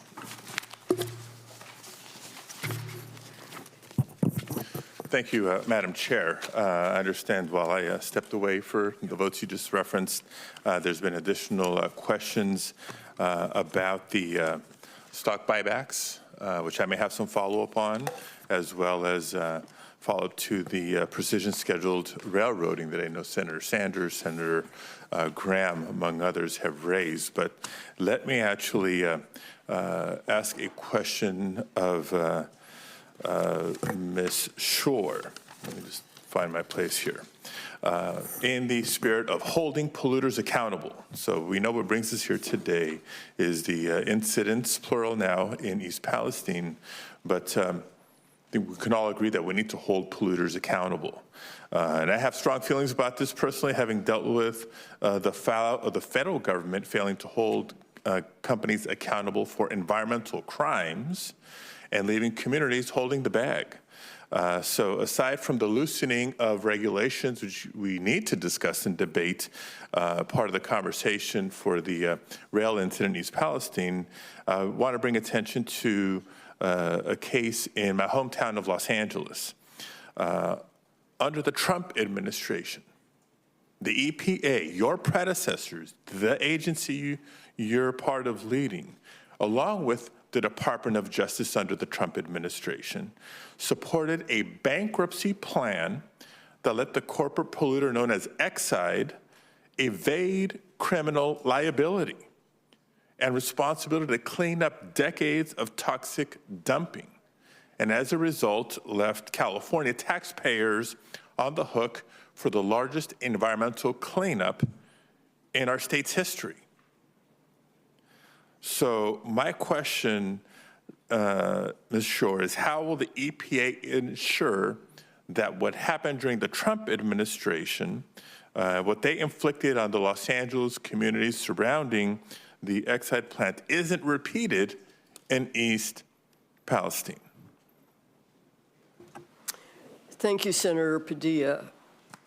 On February 21st, EPA issued a unilateral administrative order. It's one of the most powerful enforcement tools that the agency has under the CERCLA, the Comprehensive Environmental Recovery, Compensation, and Liability Act, that will hold Norfolk Southern accountable to pay for all the costs of the cleanup and restoration in East Palestine.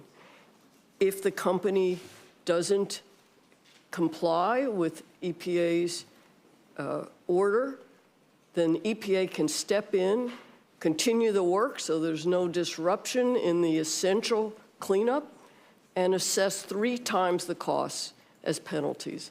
It's a tool that EPA has used effectively in the past, and we will be vigorous about holding the company accountable. Okay, thank you, because again, we saw what I would consider a worst case study, not a best case study, when these settlements completely leave polluters off the hook for the damage that they've taken. I know that was a prior administration. Policies have changed under the current administration. We're working to embed that environmental justice lens as well, not just at EPA, but within the Department of Justice, and hope to make it permanent. Want to come back to Mr. Shaw here for a few questions on, as it pertains to your workforce, inspections, and maintenance. You recently announced that Norfolk Southern would be deploying more wayside detection and hotbox detector technologies as part of the safety plan. And I apologize if this is a little bit redundant with the questions that have come up prior in the hearing, but I think I have some specifics I want to get to. From what I understand, the company has also reduced its workforce by nearly 40% since 2015. According to your own data reported to the Surface Transportation Board, the number of employees assigned to maintenance of equipment and stores has decreased by 60% over the past decade. Your data. Given what's happened, is Norfolk Southern now going to hire the additional signal workers necessary to maintain and inspect these systems that you're relying on to improve safety?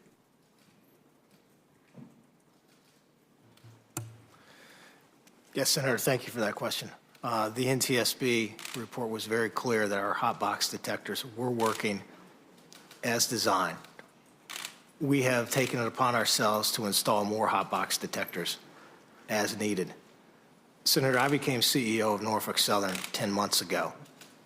And Senator, ever since then, we've been on a hiring spree. We are aggressively hiring employees. Right now, our pipeline of conductor trainees is amongst the highest in our history. And I'm not going to stop. So let me be specific. You say you're on a hiring spree. I want to be specific to the signal workers necessary to maintain and inspect the systems. Senator, if we need to hire more signal workers to maintain and inspect the signals, we will absolutely do. Let me ask you this question. And I don't know if you've worked the line or at least walked the line, but how many sensors or length of track are assigned to each worker? Senator, I don't have that specific information. Do you know if workers are specifically dedicated to the inspection and maintenance of these technologies, or if it's just one on a long list of responsibilities they may have in the course of a day? Senator, I don't know the specifics to that. I'm happy to get that information to you. Well, let me tell you why I ask. According to the AFL-CIO's Transportation Trades Department, the amount of time carmen have to inspect each car in a train has been reduced by 2/3, from 3 minutes to now just 60 seconds per car. 60 seconds. Do you know how long it takes to walk the perimeter of a single car? You think 60 seconds is enough to not just walk the perimeter of that train car, but does that leave enough time for an actual thorough inspection?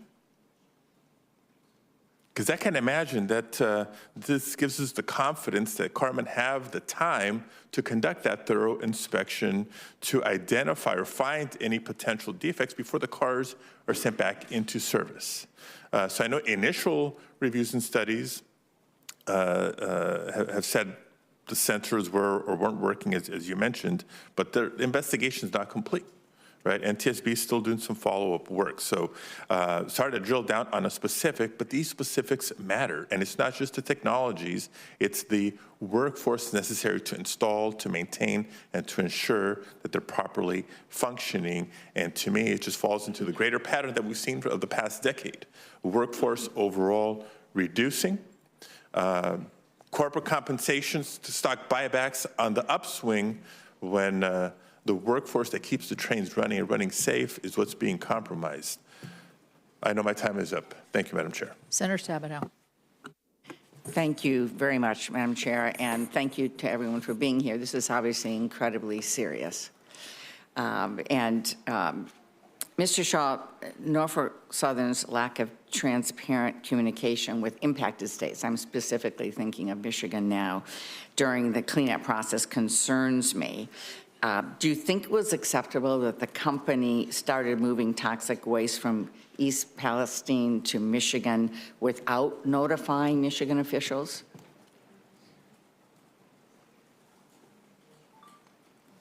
Michigan officials were not notified. Senator, working with the EPA, we were taking product to facilities that were specifically designed to handle this type of material. But Michigan officials, the governor, myself, Senator Peters, Michigan EPA, and so on, were not notified before that happened. And so let me just say that that's why I'm really glad the EPA is now overseeing this process going forward, because that's not acceptable to us in Michigan.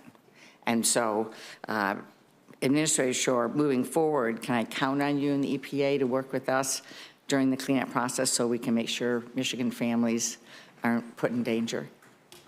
Senator Stabenow, you certainly can. The administrative order that we issued that went into effect fully on February 27th requires Norfolk Southern to notify our co-regulators, in your case the Michigan Eagle, of shipments to the state. But as they continue to ship waste, EPA will take the additional step of keeping you and congressional staff in the state informed. Thank you so much, because that did not happen at the beginning. And so I appreciate now with EPA oversight that this will be happening, because it was very concerning to people in Michigan and as well as elected officials. I have a quote from Norfolk Southern. We are going to learn from this terrible accident and work with regulators and elected officials to improve railroad safety. Mr. Shaw, we certainly need to do that. We certainly need to strengthen safety standards, especially now that we have an administration that supports strong standards instead of working to gut them like the last administration did. So we're now in a good spot to be able to move forward. We have bipartisan legislation to do that. But here's my question. When you tell us the company is ready to learn from this, I'd feel better if this wasn't the 20th time since 2015 that the company has had a derailment result in a chemical release. And it's my understanding that the 21st incident almost happened in Van Buren Township in Michigan just 2 weeks after East Palestine. So my question is, great that you're saying you're going to learn from number 20. What did you learn from number 19? What did you learn from number 1 or number 5 or number 10 or number 15? What safety measures have you implemented since this was the 20th time since 2015 that there had been a derailment resulting in a chemical release?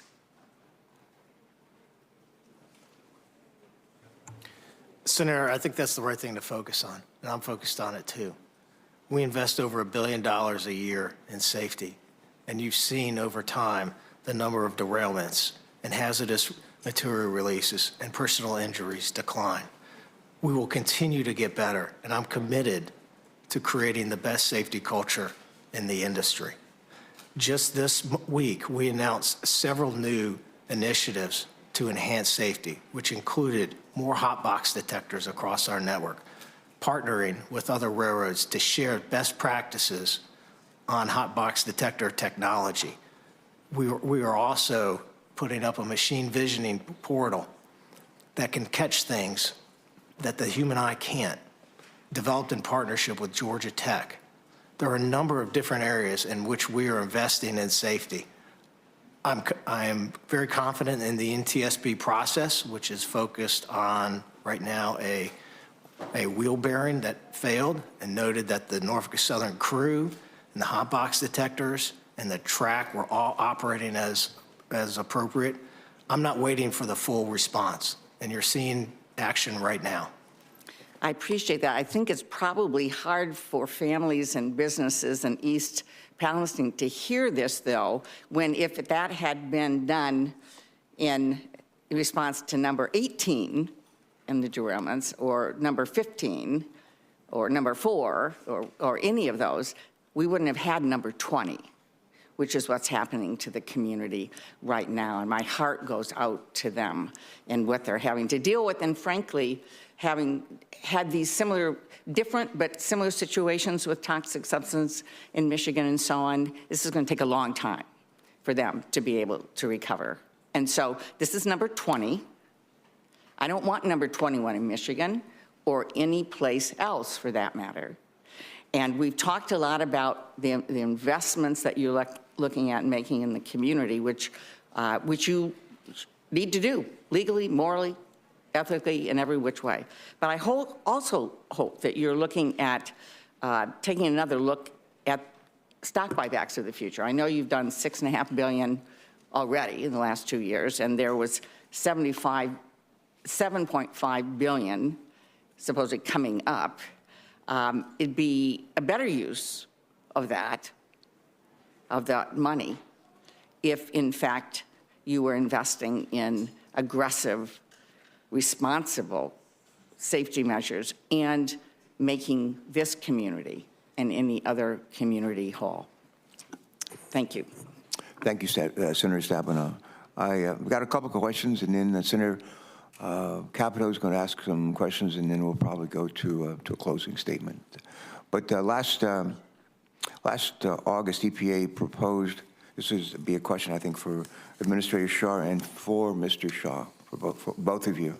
But last August, the EPA proposed to amend its regulations for the risk management program, as you probably know, which is an important program to help businesses avoid and address hazardous chemical accidents. EPA's proposed changes would improve the accident prevention program, enhance emergency preparedness, and increase public availability of chemical hazard information. The goals of these changes is to improve public awareness, and to improve preparedness, and to improve safety. However, the Association of American Railroads, I'm told, of which Norfolk Southern is a member, submitted comments to EPA expressing concern about the proposed changes. Those comments assert that the safety requirements that EPA proposed would, this is a quote, have limited use, close quote. And let me just ask Administrator Shaw, can you explain how the risk management program and EPA's recent proposed changes will help protect the health and safety of first responders and the local community? And then I'll turn to Mr. Shaw. But Ms. Shaw. Oh, sure. Yeah, Administrator Shaw, can you explain how the risk management program and EPA's recent proposed changes will help protect the health and safety of first responders and the local community? Thank you, Chairman Carper. Certainly, accident prevention is a top priority at EPA. The risk management program rule has been successful in reducing the frequency of accidental releases at regulated facilities. But as I understand it, it doesn't pertain to rail transport. So there's work that we can do there to try to protect first responders who are responding to derailments and releases resulting from rail accidents. Okay. Mr. Shaw, does Norfolk Southern oppose EPA's proposed changes to the risk management program to enhance our preparedness for chemical accidents? Senator, I apologize. I'm not familiar with that program. I'm happy to review the legislation or the program and discuss it with you further. I have a sincere appreciation for the first responders from Ohio and Pennsylvania, some of whom are joining me on this panel, in West Virginia, who ran to the scene. As a result, we just announced yesterday a regional first responder training center that will support the first responders of Ohio, Pennsylvania, and West Virginia. And every year, we train approximately 5,000 first responders, and so we are committed. Is that in the states in which you operate? Yes, sir. No. Okay. All right. Last question. This was really a question for all of you, and Mr. Burrell, I'll start with you. And but the question's for all witnesses.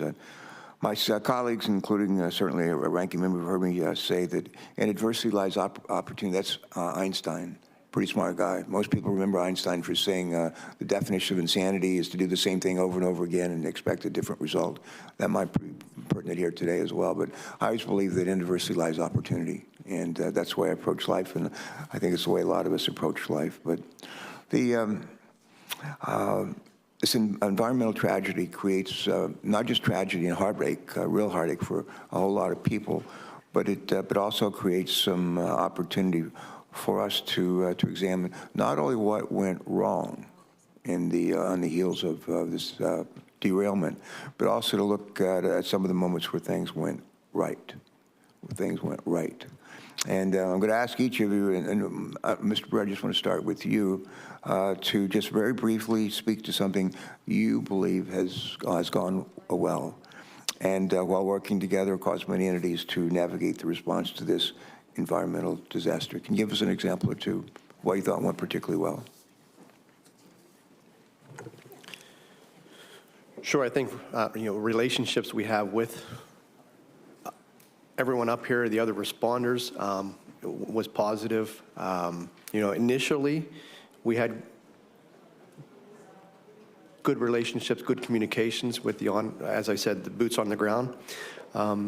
It may not be that way whenever the boss has gone on scene, and I said that. But and as Mr. Shaw said, training, collaborative training from the railroads is something that positive will come out of this, I think. All right, good. Mr. Harrison, same question. Share with us something you think has gone well and needs to be lifted up. Go ahead. For Sanko, the success of our partnership investment in planning, building the organic detection system, training our staff, this was not a unique response. We get several hundred reports of potential spills a year from the National Response Center. So we have been doing this for decades, and so having the ability to put that in place, I think, has been very positive, and also just to demonstrate how our team and our system and our partnership works. All right, thanks. Ms. Vogel, same question, please. Chairman, the mayor of East Palestine and the fire chief have really done such an exceptional job representing their community, protecting their community, connecting their community with people who can provide scientific answers. They've done such an incredible job refuting misinformation that's out there, that we're getting people connected with the scientists either at Ohio EPA or US EPA, and I do think that's an example of something that has gone very well. All right, good, thank you. Sure. Chairman Carper, I think what has been remarkable, though it should be standard, about the response to this disaster in East Palestine is the way local, state, federal agencies have worked collaboratively together, that it's not been about politics, but about people. You've seen Democrats standing with Republicans. President Biden was on the phone to Governor DeWine saying, whatever federal resources are needed, they will be there for you. He did the same with Governor Shapiro of Pennsylvania. You saw Administrator Regan standing to announce the order with Governor DeWine and Governor Shapiro, with Congressman Bill Johnson and Congressman DeLucio, and so many others. I think that collaboration focused on getting this cleaned up has been quite remarkable. Yeah, good. Thanks for those. Mr. Shaw, same question, please. Thank you for the question, Senator. I've been really clear that I'm focused on the environmental cleanup and helping East Palestine thrive. The things that have gone really well have been the coordination and the collaboration that we've received from the folks at this table. And I've made a personal commitment to Secretary Buttigieg and Governor DeWine and Mayor Conaway and Fire Chief Drabeck and Governor Shapiro and Administrator Regan that we're going to do everything it takes. I have a genuine affection for the folks of East Palestine, which I know several of my peers on this panel do as well. And when you walk around town, you're starting to see these yard signs pop up. And the yard signs say, "We are East Palestine." And it goes on to say, "Welcome to America's greatest comeback story." And Senator, I want to make sure that that happens. Yeah, we have a great opportunity here if we can collaborate and work together to lift, not just to lift up, not just to address the immediate problems and crisis, but actually to empower the people of East Palestine and the communities around them, to empower them. And I think that's a good thing that can come out of this. Senator Capito, thanks so much for your work on this. Thanks. Thank you. And I think it's, in my opening statement, I said we need to find out what went right and what went wrong. So I really appreciate the comments of what went right. I'm going to go back to the other side. I'm still very disturbed about the communication issue, because we've seen it already in the panel. Ms. Vogel said initially there were some, you had the need to refute poor information, and that there were some communication gaps. Mr. Brewer has said that there were some communication gaps, at least as far as 1 car to 5 cars and maybe some other things. And I understand in the haze of what was going on at the very beginning, some of that is going to occur.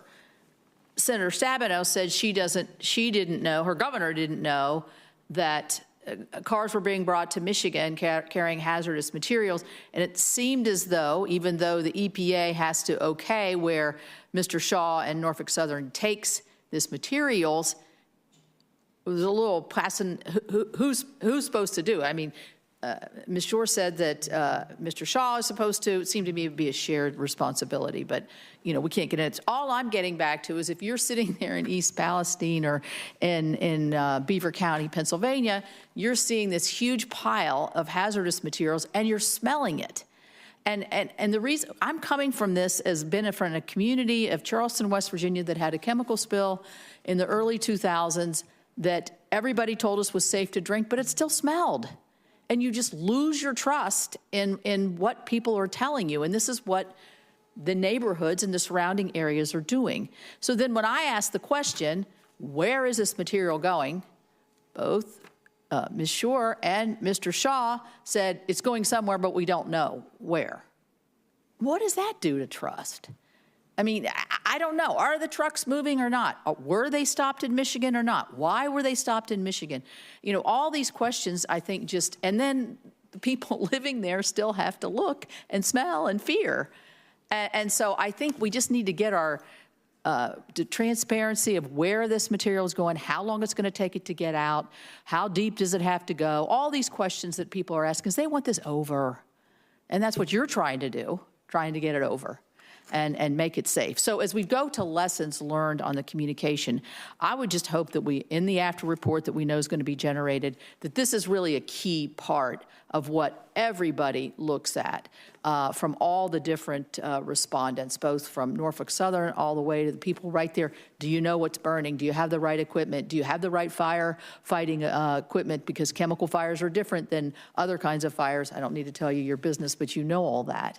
And so I'm still very concerned about the communication aspects, and I know Governor DeWine has been right there front and center, and I want to thank him for that, and you all too. So that's my comment there. My question is from Mr. Harrison at Orsenko. And the reason I'm interested in this is because that Ohio River feeds a lot of our water systems in West Virginia. So what's coming down through there and through is so critically important. Orsenko does a great job. I know you did multiple testings, but why were you uniquely positioned to respond as well as you did? Your information was coming out quickly. Your tests were coming out quickly. My understanding is your tests and Ohio's tests were coming out much more quickly than the EPA's test. Is there truth to that? And why can you come and respond as quickly as this? We need your microphone. In Orsenko, I appreciate that.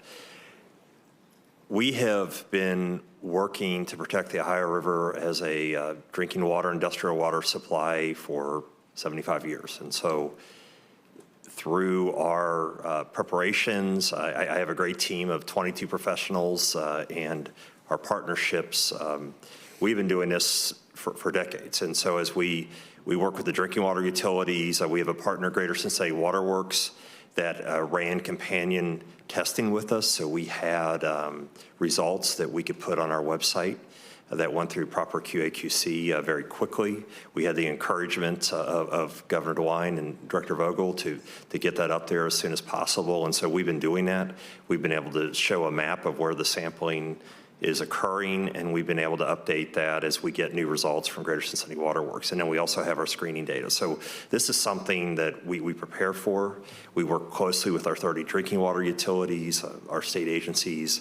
And so although this is certainly a challenge, we respond and work through numerous spills. And so this is through preparation. Does anybody want to comment on my communication tirade I just had? Is there a ways to improve that? Or am I over-exaggerating? I'm just looking at it from the eyes of a homeowner sitting in East Palestine, seeing this mess in front of them and trying to figure out when can I make sure that I can bathe my child in the water and feel that it's 100% safe?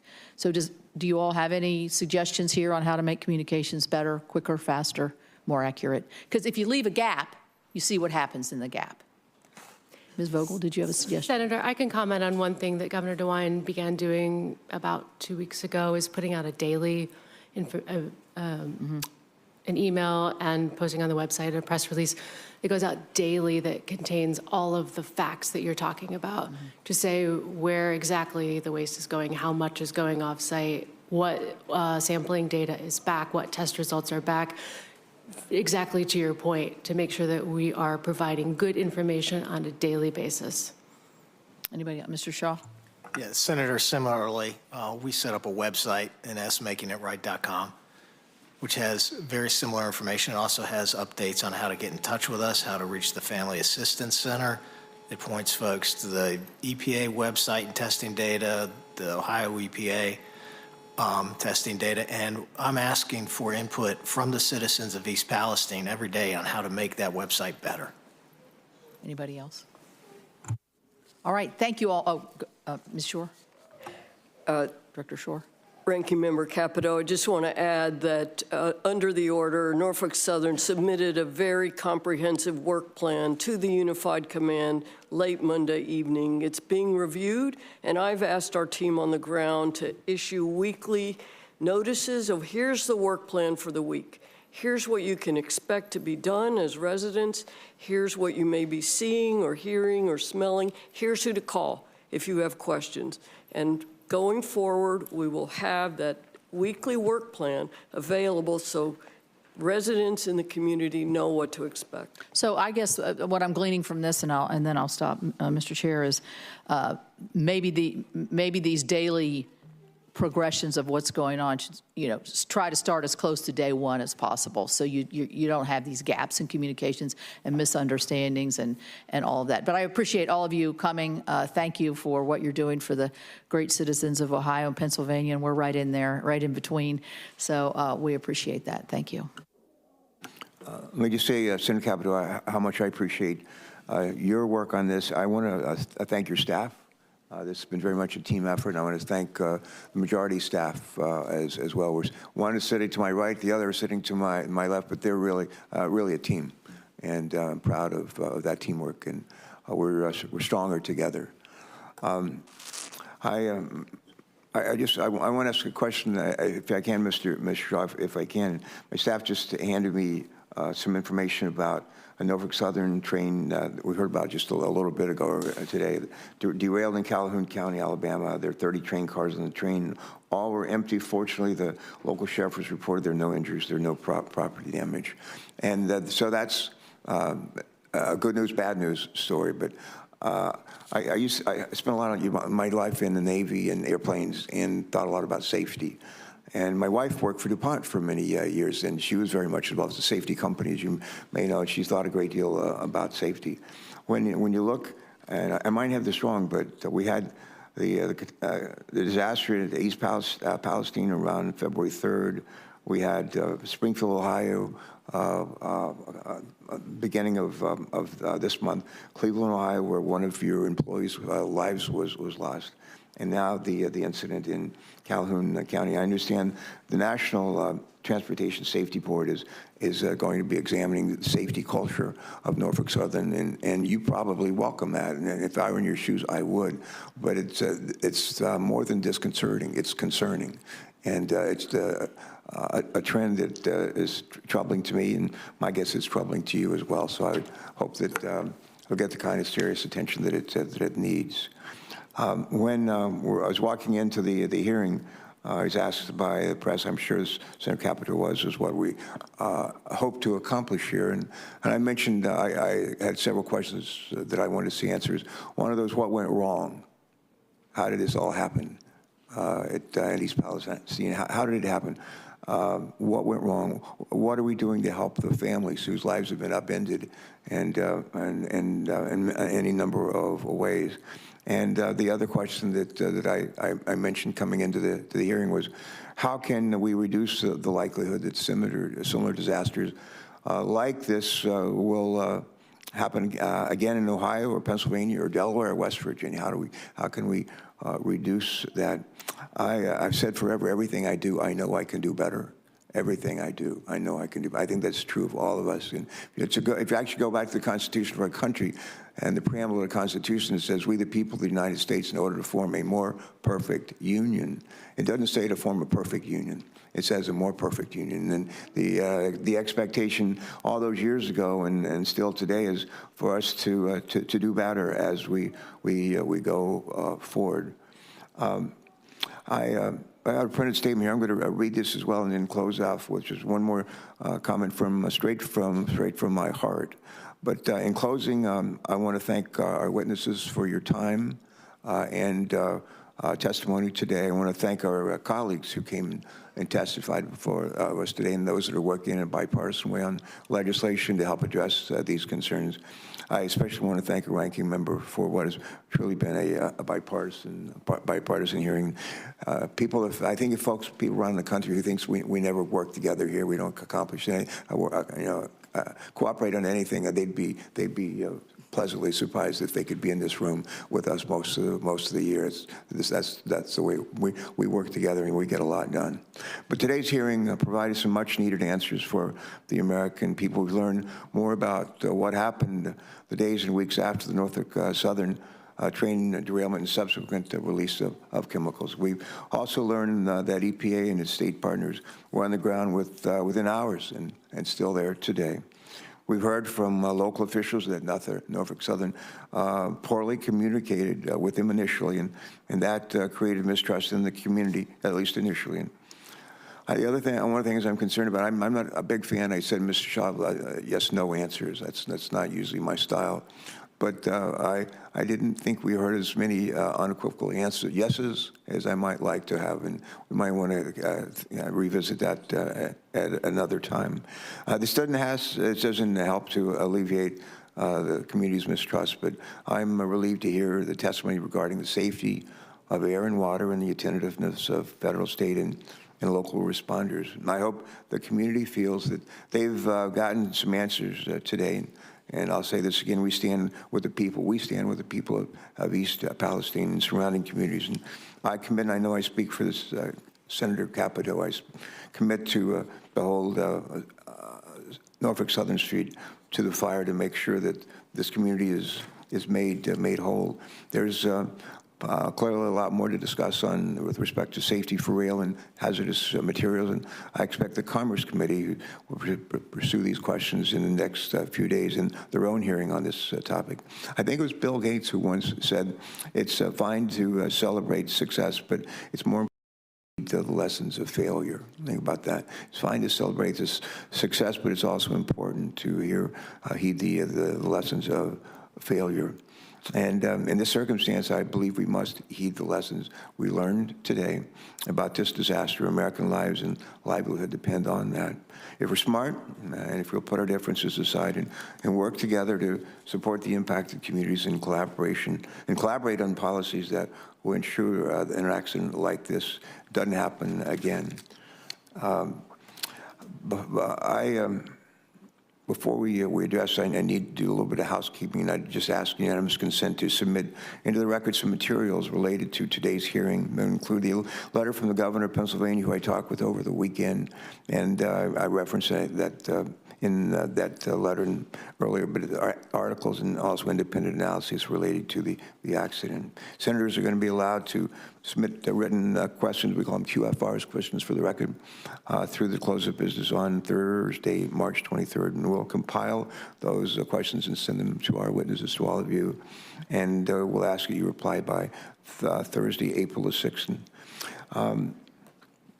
Last thing I want to say, my mother was a deeply religious woman. She would drag my sister and me to church in West Virginia, where we were born, and we're drag us to church every Sunday morning, every Sunday night, every Wednesday night, and every Thursday night.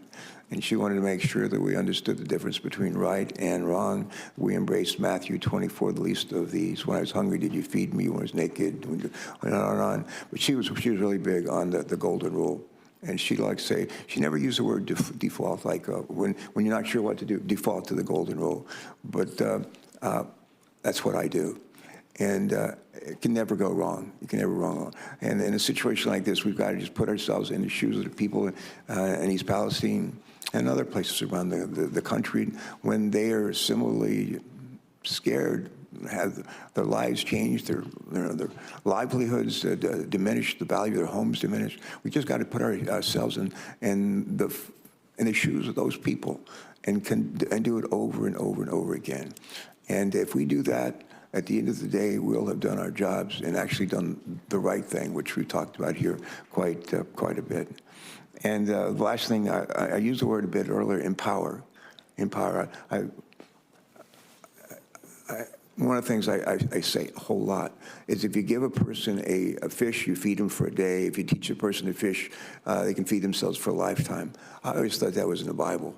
I've quoted it 1,000,000 times and did it about a year ago, and I was giving a speech. And after it was over, a preacher came up to me and he said, "Senator, that's not in the Bible." Well, I said, well, it should be. Well, it ought to be. And in addition to making sure people have a place to live and we clean up the water and everything, the idea of empowering people to help themselves. And that's what people want. They want to be empowered. And there's a lot of ways. We all have a hand in doing that.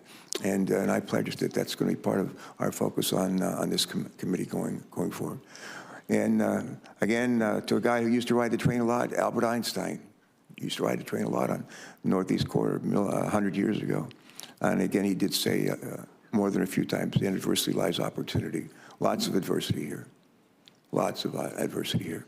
But we're not without opportunity as well. I think with your help and the folks that you represent, we're going to come close to realizing that opportunity. And if we do, the people in these communities that have been more than just disadvantaged, but really subjected to a terrible episode in their lives. But at the end of the day, I hope they'll say, well, they must have read the golden rule somewhere because they've come through for us. With that, I think I already mentioned the questions for the records. I think so. With that, it's a wrap. We're done. Thank you very much. A lot more to be done. A lot more to be done. But thank you for your participation today.